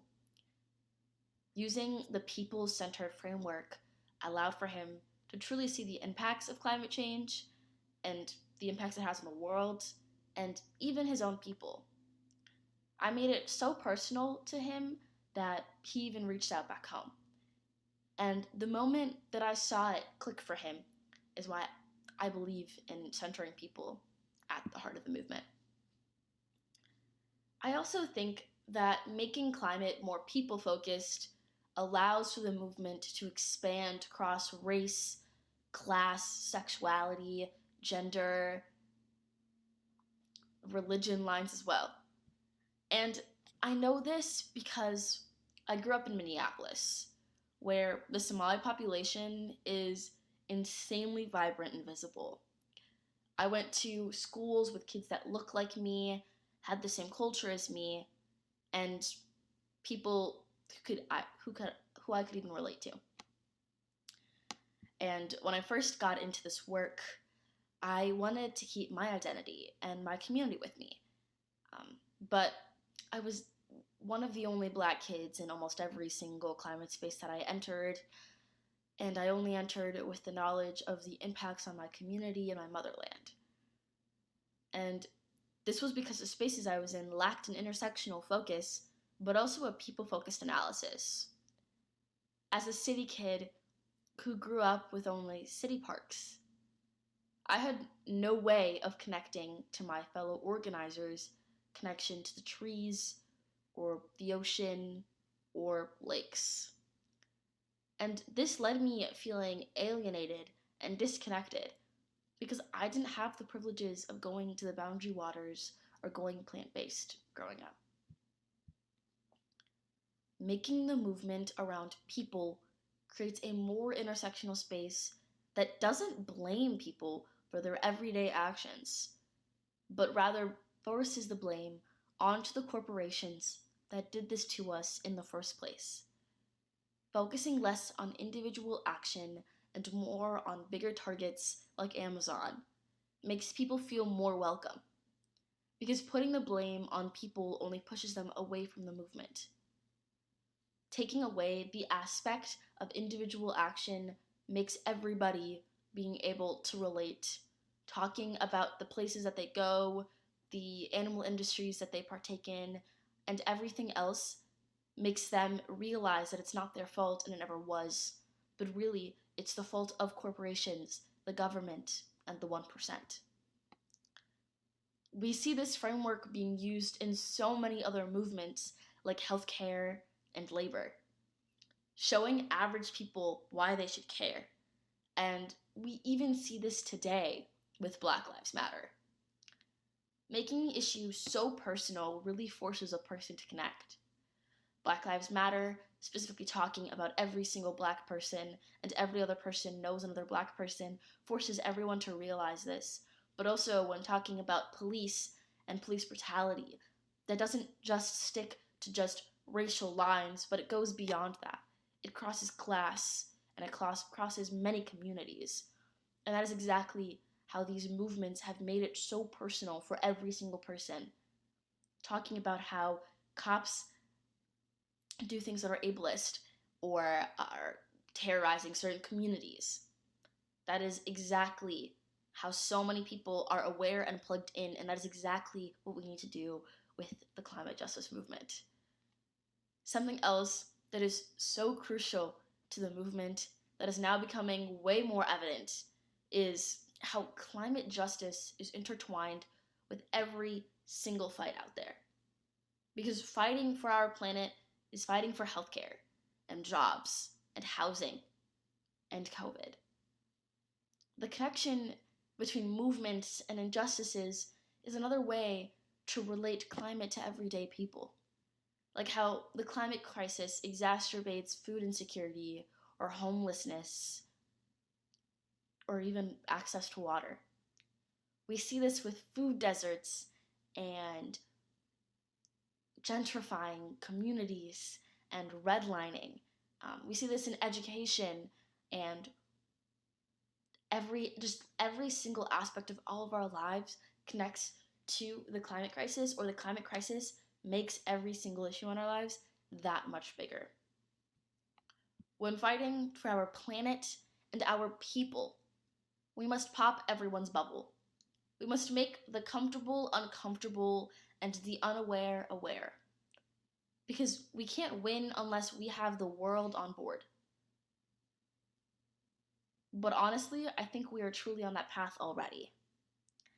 When I hear about kids in elementary school talking about how they need to start recycling or talking about the fires, when I hear kids educating themselves about what is going on in other places in the world, like tsunamis, when I hear my siblings discussing what the future looks like for them, is when I realize that we are constantly popping people's bubbles, but also that this crisis isn't going to wait for us to do so. Regardless of if we make this issue people-focused, the issue will make it people-focused without us. And it's already happening with climate refugees and forest fires. But we need to act a little bit faster, and we need to make sure that every single person on this planet, on this earth, is aware of what is going on and who is to blame. Because I'm not going to sit here in my apartment in Minneapolis and be told that I am at fault for the climate crisis when I am just merely a person who is subjected to it. Because the people in power know what they are doing. And making sure that every single person is aware of what is going on and who is to blame is using that people-focused framework. And together, I truly think that we can create a change and pop those bubbles and make every single person so uncomfortable that they start voting people out, that they start taking action, and they start demanding the future and the justice that we all deserve for the harm that these people have caused us. Because if I kept thinking about things through this framework of composting or recycling, I would have never been able to understand who is to blame. I would have constantly blamed myself, and I would have never been able to bring more people into the movement. And so I truly hope that you all use this people-focused framework when in your activism, when talking with your family and friends, because I truly think that this is going to be the reason that we win this fight. And I truly hope that we do. Thank you so much, Isra. I'd now like to invite all of our speakers onto our virtual panel this morning.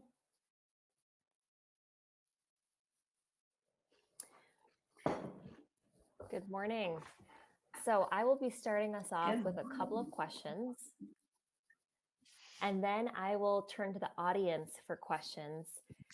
Please type in your questions in the Q&A function. It's below the video.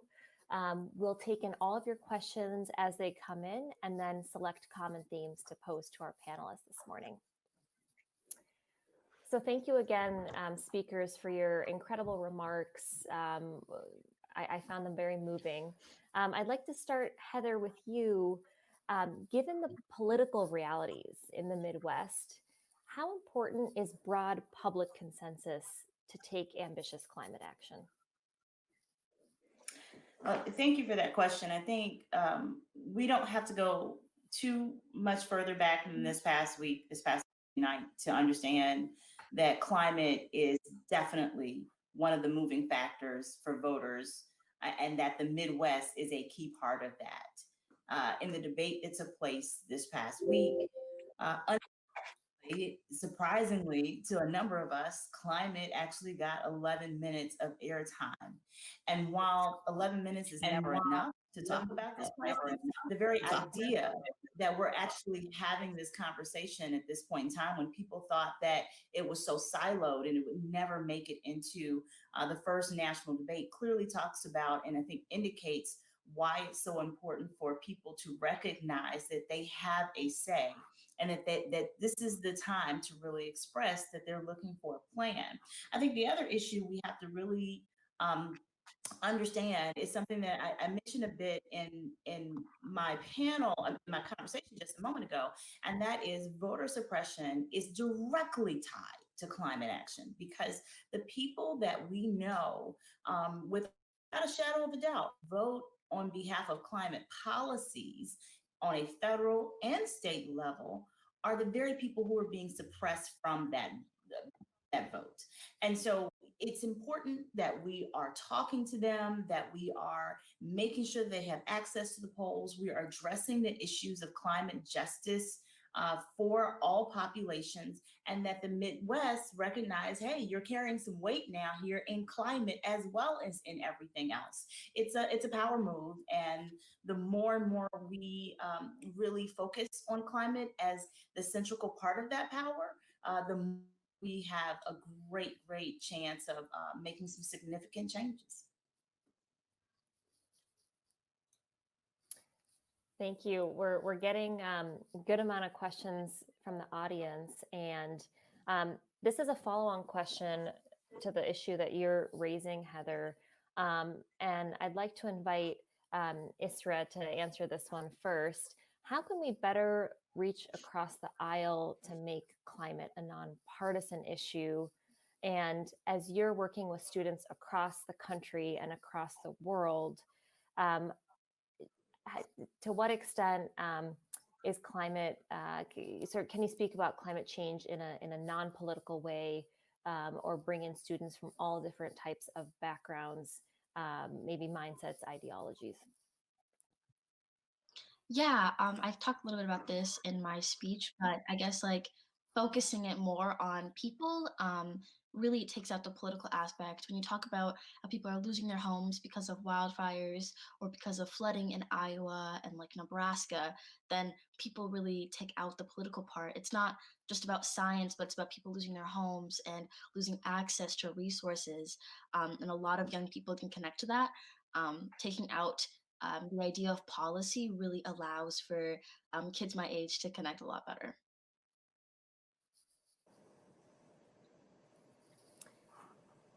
Great. And a question for you, Chris, that's coming in from the audience. We're talking about, with your leadership with Menominee Nation, there's of course a concern about the lack of Indigenous voices despite local land knowledge, the ethics of sustainability. How can we better ensure that Indigenous voices are heard and part of the climate movement, and also sort of part of climate action and the conversations we're having? Yeah, thank you for that question. I think one of the focus points in the presentation that I gave was situating a response from that recognition of the land history, the connection between people and land, not just the people we see presently, but the people that were there before, and the lessons that were learned, which are embedded in language and culture. And I've heard this in a few of my fellow panelists, and even Dr. Bullard's speech, where the discussion of relationships, how do we become more relational in our approach to thinking about climate change, how it's impacting us, what the source of the problem is, and can we look at this more holistically and how we address it. And I think in that respect, if we begin to look more holistically at this complex and uncertain issue that we are all facing in our communities in different ways, then it at least provides a common focus that we can come together on, and hopefully start to think through solutions, where those start, and then how we move forward from there. But if we think about it from the beginning, the tribal nations in the Midwest region really aren't the people creating the industries or the markets that have contributed to what we're seeing today, but we're being asked to help with the solutions. And so there's that kind of unequal dichotomy there that we're having to consider. But the second part of the question is the land recognition, I think, forms the basis for any solution that's developed. It allows for that connection between Indigenous peoples and the work that's being done.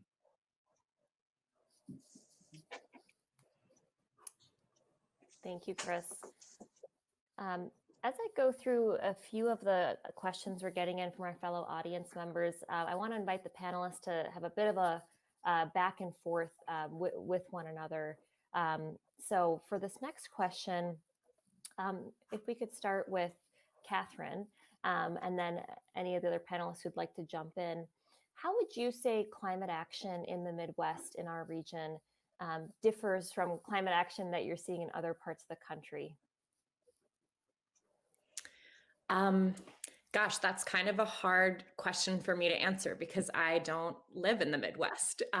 So my kind of level of intimacy with what Midwest climate action specifically looks like is certainly not as deep as folks who do live there. I think that I'll speak just a little bit about two of the pieces that were in the collection, All We Can Save, which Heather also wrote a really wonderful essay for, which has, I think, the best title of all of them, that collards are just as good as kale. If that doesn't make you want to read it, I don't know what will. But Tara Halska has a beautiful piece about land defense work in northern Minnesota, and Kate Knuth wrote a wonderful essay about the idea of climate citizenship, and what does it mean to show up in our democracy and in civic life with the identity of, not just a climate voter, but a climate participant in all aspects of democracy. And I think that sense of responsibility for place, for linking arms with community, that comes through really strongly in both of those pieces, and seems to me from an outside perspective to, to really resonate with some of the things that I think are kind of cultural strengths of the Midwest. Because we know that, the we and all we can save is a really deliberate choice, right? All I can save is not a thing. None of us will be saving anything alone. We will only be saving things together. And I did just quickly want to pick up on that question of the partisan divide and how we bridge it. And I'm teaching this semester and was really struck by how many of my undergraduate students, they are very aware of the partisan divide, but they don't understand where it came from. And I think it's important to remember that we don't just have a partisan divide because we have one. We have one because it's been very deliberately manufactured by a multi-decades long propaganda campaign, primarily funded by the fossil fuel industry. And so part of that is, it's hard to bridge a divide when you have really powerful players and a lot of money creating the divide. I think one of the biggest kind of opportunities, the thing that gives me some hope there is that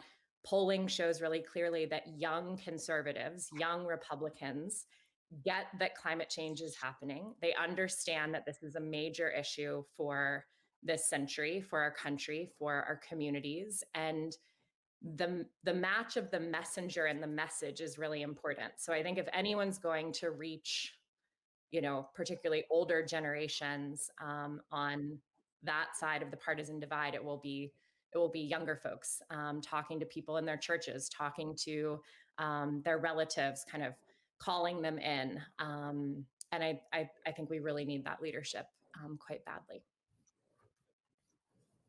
If I can just add on to that, because I think Katharine's absolutely right in how we think about climate solutions and what all we can say really stresses. And that is, while the events of climate may be different, the impacts and the experiences that we have are quite similar. It is what makes the direct place in the Midwest so similar to the hurricanes that come in the Gulf. Because when your house is destroyed by a hurricane or by an extreme storm, you have no house. It's what ties the two of us together. So it's I think an element, and I want to say Tara said this, Katharine, that she called it, we were talking about climate feminism and women climate leaders, and she called it climate matriarchy. It really just stuck with me because, when I think of our work at Moms Clean Air Force and how our moms that are in the Midwest, in the South, in the Northeast, and the West collectively are united about protecting our children from the impacts of climate. Again, it boils down to our experiences as opposed to the event. And part of our challenge is showing people that the experience of climate should create a common place for us to recognize why making these movements is so important. And I think that it was so well put by our youngest member here on this panel. I could not have said it better than what she said. The differences that we have is not that it's bad. It's not that people's experience with climate interaction is good or bad. Just because you don't go outside or go camping doesn't mean that you don't embrace climate. It just means you have a different experience. And once we really embrace all of those experiences as critical to how we resolve the climate crisis, then I think it puts us on a better path to more innovative and more culturally competent solutions. Mm-hmm. Great, thank you. Just to Go ahead, Chris. follow up with that. And this question itself reminded me that we're talking about the food production capacity of the Midwest. But if you think about the history of it, the 1800s was a period of a cutover of the forests of Wisconsin, the Midwest region. And if you look at that satellite photo in my presentation, I always put that up there because you can see the outline of our tribal lands, because it's forested lands in comparison to the farmlands that now exist on the landscape. So when we talk about climate solutions, there's that type of thinking that needs to be brought in addition to the relational parts that were just mentioned.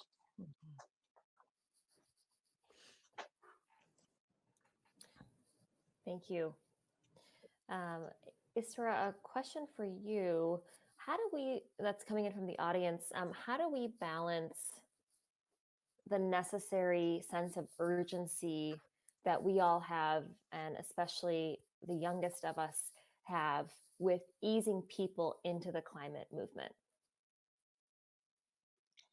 Yeah, I guess I've noticed that a lot of people, Gen Zers, actually do notice the urgency.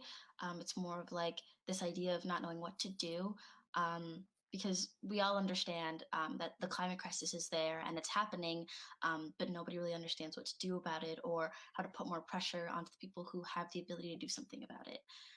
And so really it's just people feeling frustrated at the fact that they can't go out and do something, because we all understand that it's not going to be changed by one individual person, but rather a collective of corporations that cause this to us. And so I think that the urgency is really there. It's just more of putting it onto the side because folks don't understand what to do with it. Once we understand that there is an urgency, that something needs to happen.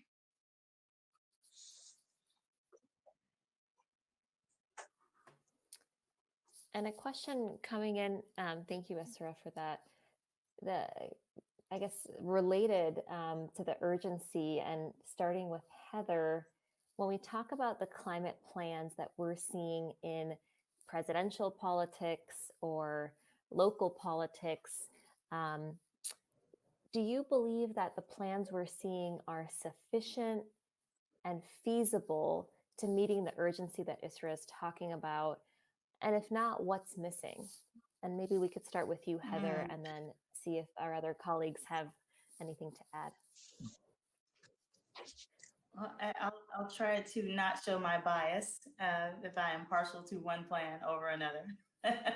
And I think that one of the assets that we absolutely have to consider in a good plan is the incorporation of our existing societal ills and how we're going to deal with coronavirus.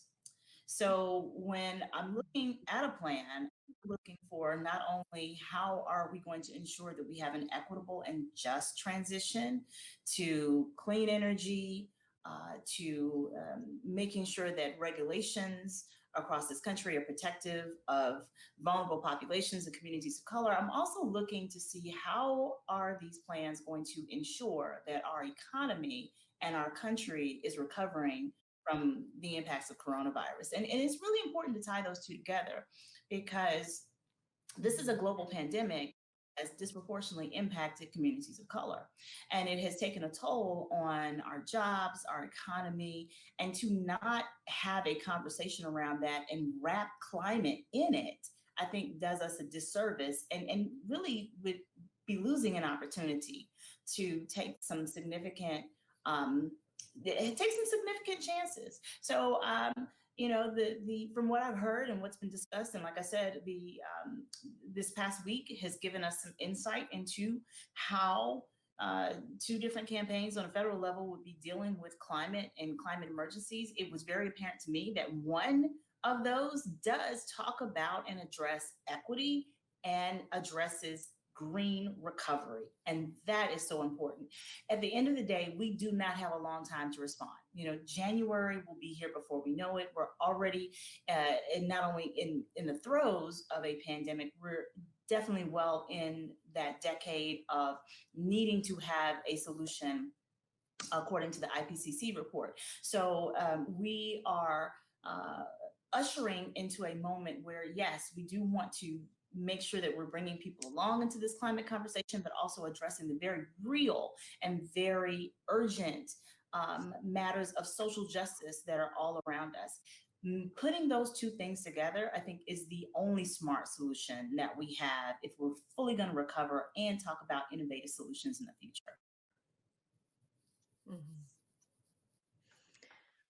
I totally agree with Heather. And I think the other piece that I would add to that is, there's kind of the table stakes of whether a particular plan is responsive to what consensus science tells us is necessary for a feasibly livable planet, right? So I think this is a really exciting thing about the climate movement this year, and particularly thanks to the organizing done by Sunrise and youth activists all over the country, that presidential candidates for the Democratic ticket were basically vying for who had the best plan.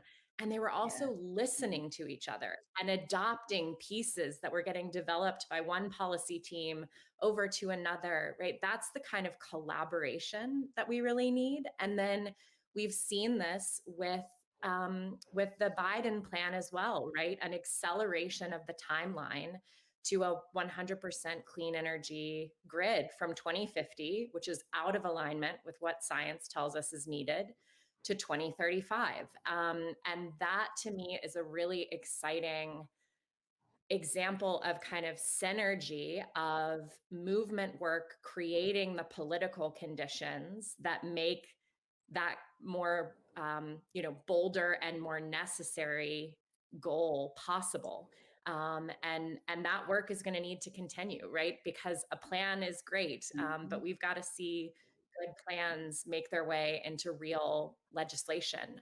So we've got a lot of movement work ahead of us, a lot of organizing ahead of us, a lot of continuing to change move the Overton window of what is politically possible on climate in this country. But to me, it's a really exciting sign, kind of the listening, the collaboration, and then the coming into alignment with what the living systems of the planet are telling us is necessary, right? Just sort of translated to us by scientists.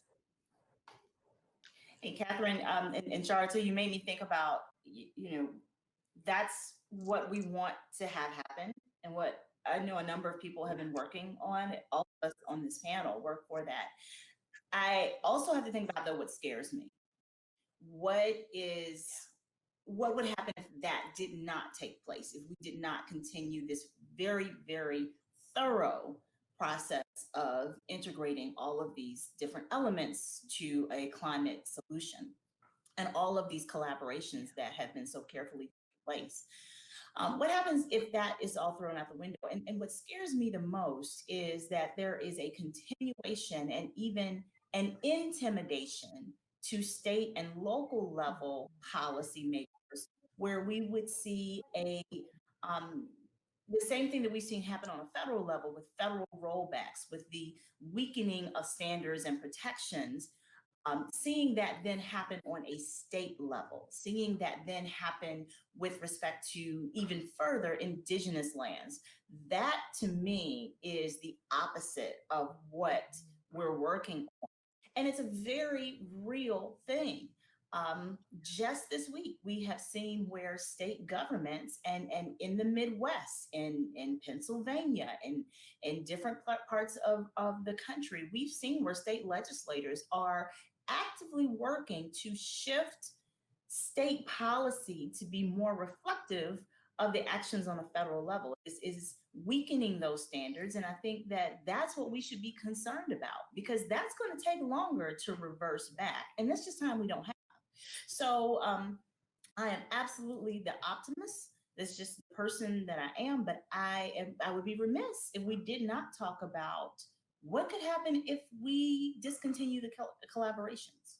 It could really filter down to the state and local level, which is why we have to be very active and vigilant on all levels of government, and why this activism from a youth level all the way up to our senior citizens and elders climate action movement. All of these are so important right now.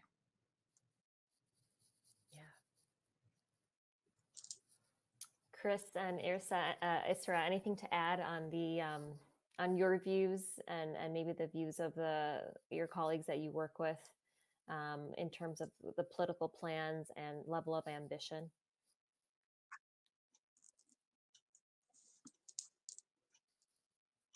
Sure. Yeah, I guess. Oh, do you want to go ahead? Go ahead, Isra. No, I was waiting. Okay, cool.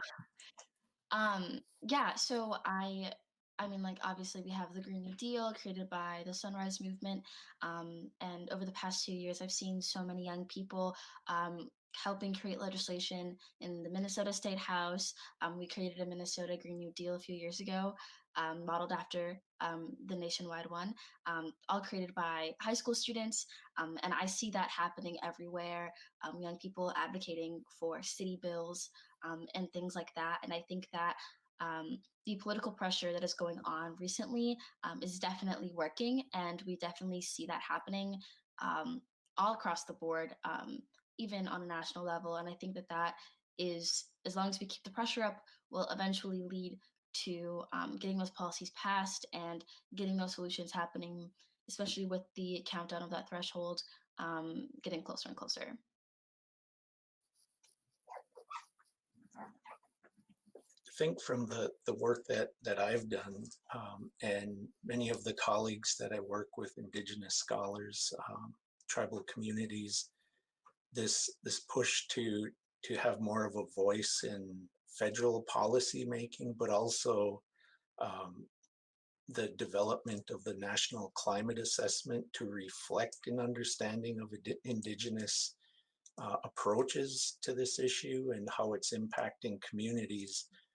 We've seen that grow slowly over the past decade to the extent that the NCA4 included Indigenous authors in each of the regional chapters, but also a specific Indigenous peoples chapter in the report. And a part of that is the result of a lot of work over many years by many different advocates, even beyond just Indigenous folks working on that part. It's different relationships and partnerships with other folks like this panel representative of different communities that are being impacted. So there is that, and it was a little surprising that NCA4 actually was released given the change in the administration at the time, although it was released on a day that's normally, which is actually maybe ironic. It was released during Black Friday, the shopping, when everybody goes crazy and goes off and purchases all these things. It got released, but as much or to the as least amount of fanfare as possible. But now we're gearing up for the next National Climate Assessment. And I think it's even more important to expand on not just Indigenous peoples, but these issues of social justice and equity, and making sure that there's more voices heard in the regional chapters, but also the sectoral chapters that focus on different areas. Looking at, as someone mentioned previously, I forget who, that we don't look at it just as climate change being added on to keeping business moving as business as usual, but really reflecting on, can we keep going with business as usual, or do we need to go back to that source and change it? And I think in terms of the political candidates we see today, as mentioned, there is a difference in that approach. And we need to look at how we can support that type of thinking, not just treating the symptoms, but going to the source. Thank you, Chris. That's a great transition to the next question. And by the way, for the audience, we will be taking a few more questions. We're getting a lot of wonderful ones in, and wrapping up the session in about 5 minutes. So Isra, a question for you. Can you explain to the audience, through your leadership and the leadership of many young people around the country, how can climate action work to advance racial justice and equity? And can you give us some examples of that? Yeah, I think that one thing that needs to happen is local governments, and even on a national level, to listen to the communities that are being most impacted. That includes Indigenous communities, that includes Black and Brown ones, that includes low income, those with disabilities. And I think that is necessary to make sure that these climate policies are reflective and reach every single one they need to in relation to equity. But I feel like an example of that could be, I've seen a lot of representatives, city council members talking to the community, having town halls and listening to the people that they represent, listening to their constituents, and then working towards creating legislation to do that. I think that is a wonderful example, and it's been happening so much recently. But also when it comes to climate spaces in general, we see them becoming more intersectional, more diverse, and making sure that every single voice is represented in those spaces. And I think that that will eventually translate or reflect the policies that are being created. And also we see so many people getting energized and engaged that the pressure is coming all across the board. And that pressure coming from everybody will eventually, I think, force that transformative and equitable change that needs to happen.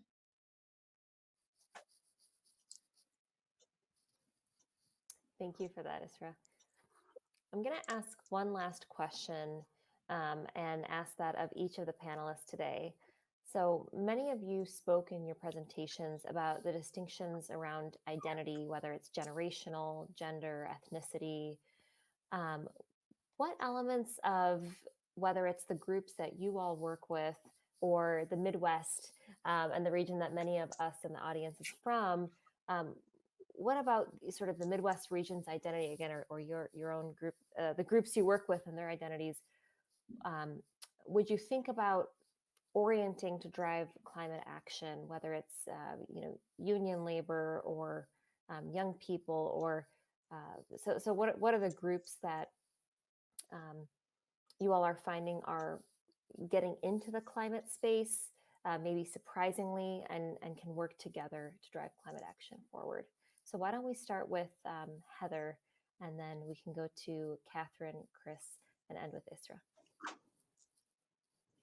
Sure, I will make it really quick. I think people in the Midwest are so wonderful and valuable in all of the cultural elements that are uniquely yours. So whether it is corn growers, farmers, or Pac-10 football. I know I'm going to get in trouble because I'm going to mix that up.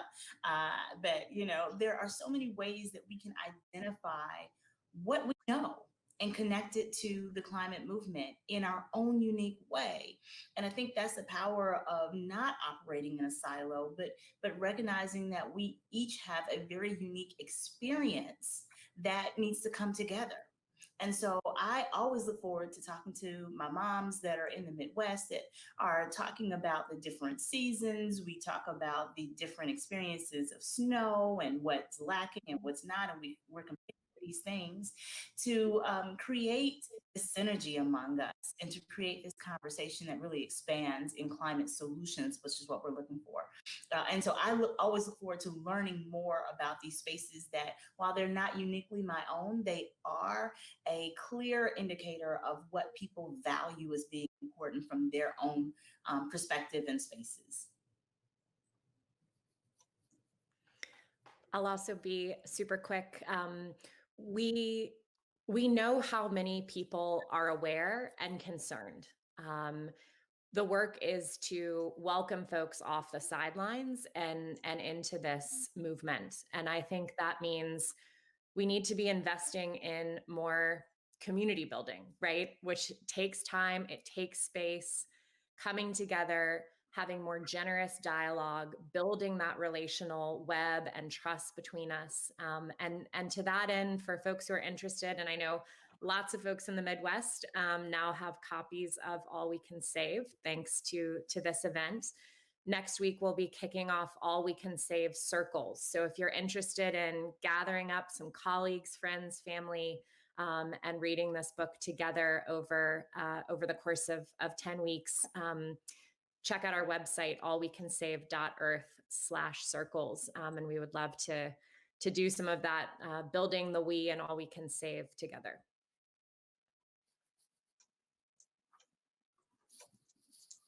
And Chris, and then Isra.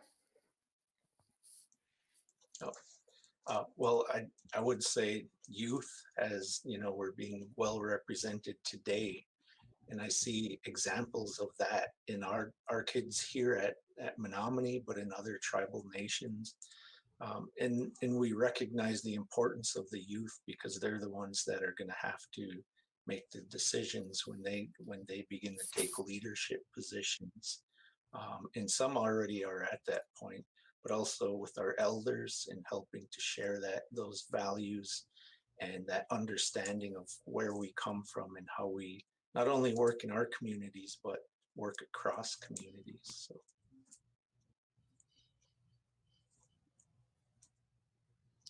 Yeah, I think that I see so many young people, so many people within my community, at school, in my neighborhood, understanding the urgency and understanding the consequences of this crisis. Really, it's just making sure people stay engaged, stay educated, and stay plugged in. And I think that what Katharine said about community building is something that is definitely going to keep up that momentum. But really, I think over the past few months, I've seen so many more people get plugged in. And I think that we are on a good path, and that young people will continue to put on that pressure and make those demands and hopefully, help cause change to happen. Thank you. And with that wonderful conclusion, I want to thank all of our amazing panelists for being with us this morning, and for the audience for joining us. Before we end the session, though, I'm going to turn it back over to Phil to wrap us up. Thank you. Thank you, Shara, Isra, Chris, Katharine, and Heather for the outstanding remarks in the discussion. So everybody in our audience, please join me in thanking everyone from where you're sitting. As a reminder, the Midwest Climate Summit Fall Series includes 4 additional sessions taking place next Friday, October 9th, and then every 2 weeks thereafter, October 23rd, November 6th, and November 20th. All of the upcoming sessions are on Fridays and all begin at 10 a.m. Central. Each includes a combination of keynote speakers as well as 4 concurrent workshops focused on climate action, science and research, outreach and engagement, and teaching and education. Keynote speakers and workshop topics for the upcoming sessions are listed on the Summit website, and we'll soon post the full lineup of speakers for all of the workshops. So check back next week because it is a remarkable lineup. The keynote session next week will focus on the future of extreme climate events in the Midwest, and it will feature leading researchers Heidi Roop, Gabe Filippelli, Jessica Hellman, and Daniel Vermont, all of whom are from Midwestern universities.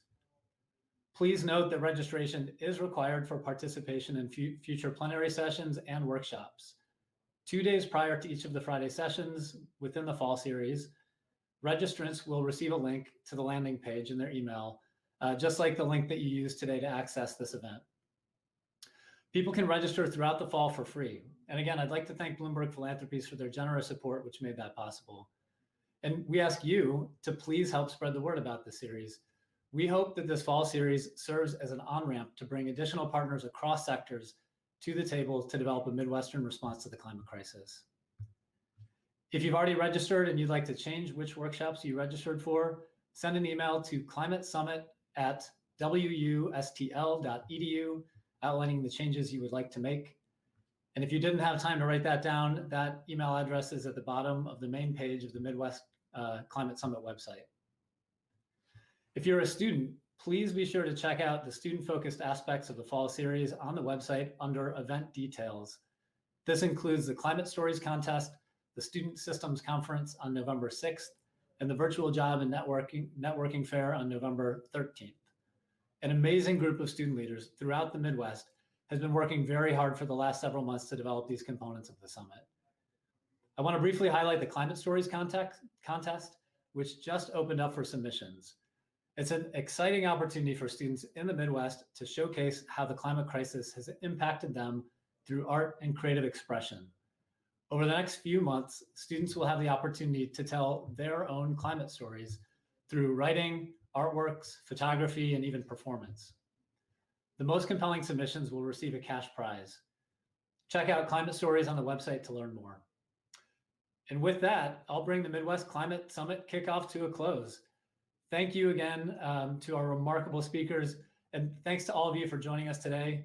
We look forward to reconvening next Friday, October 9th at 10 a.m. Central, and have a wonderful rest of your day.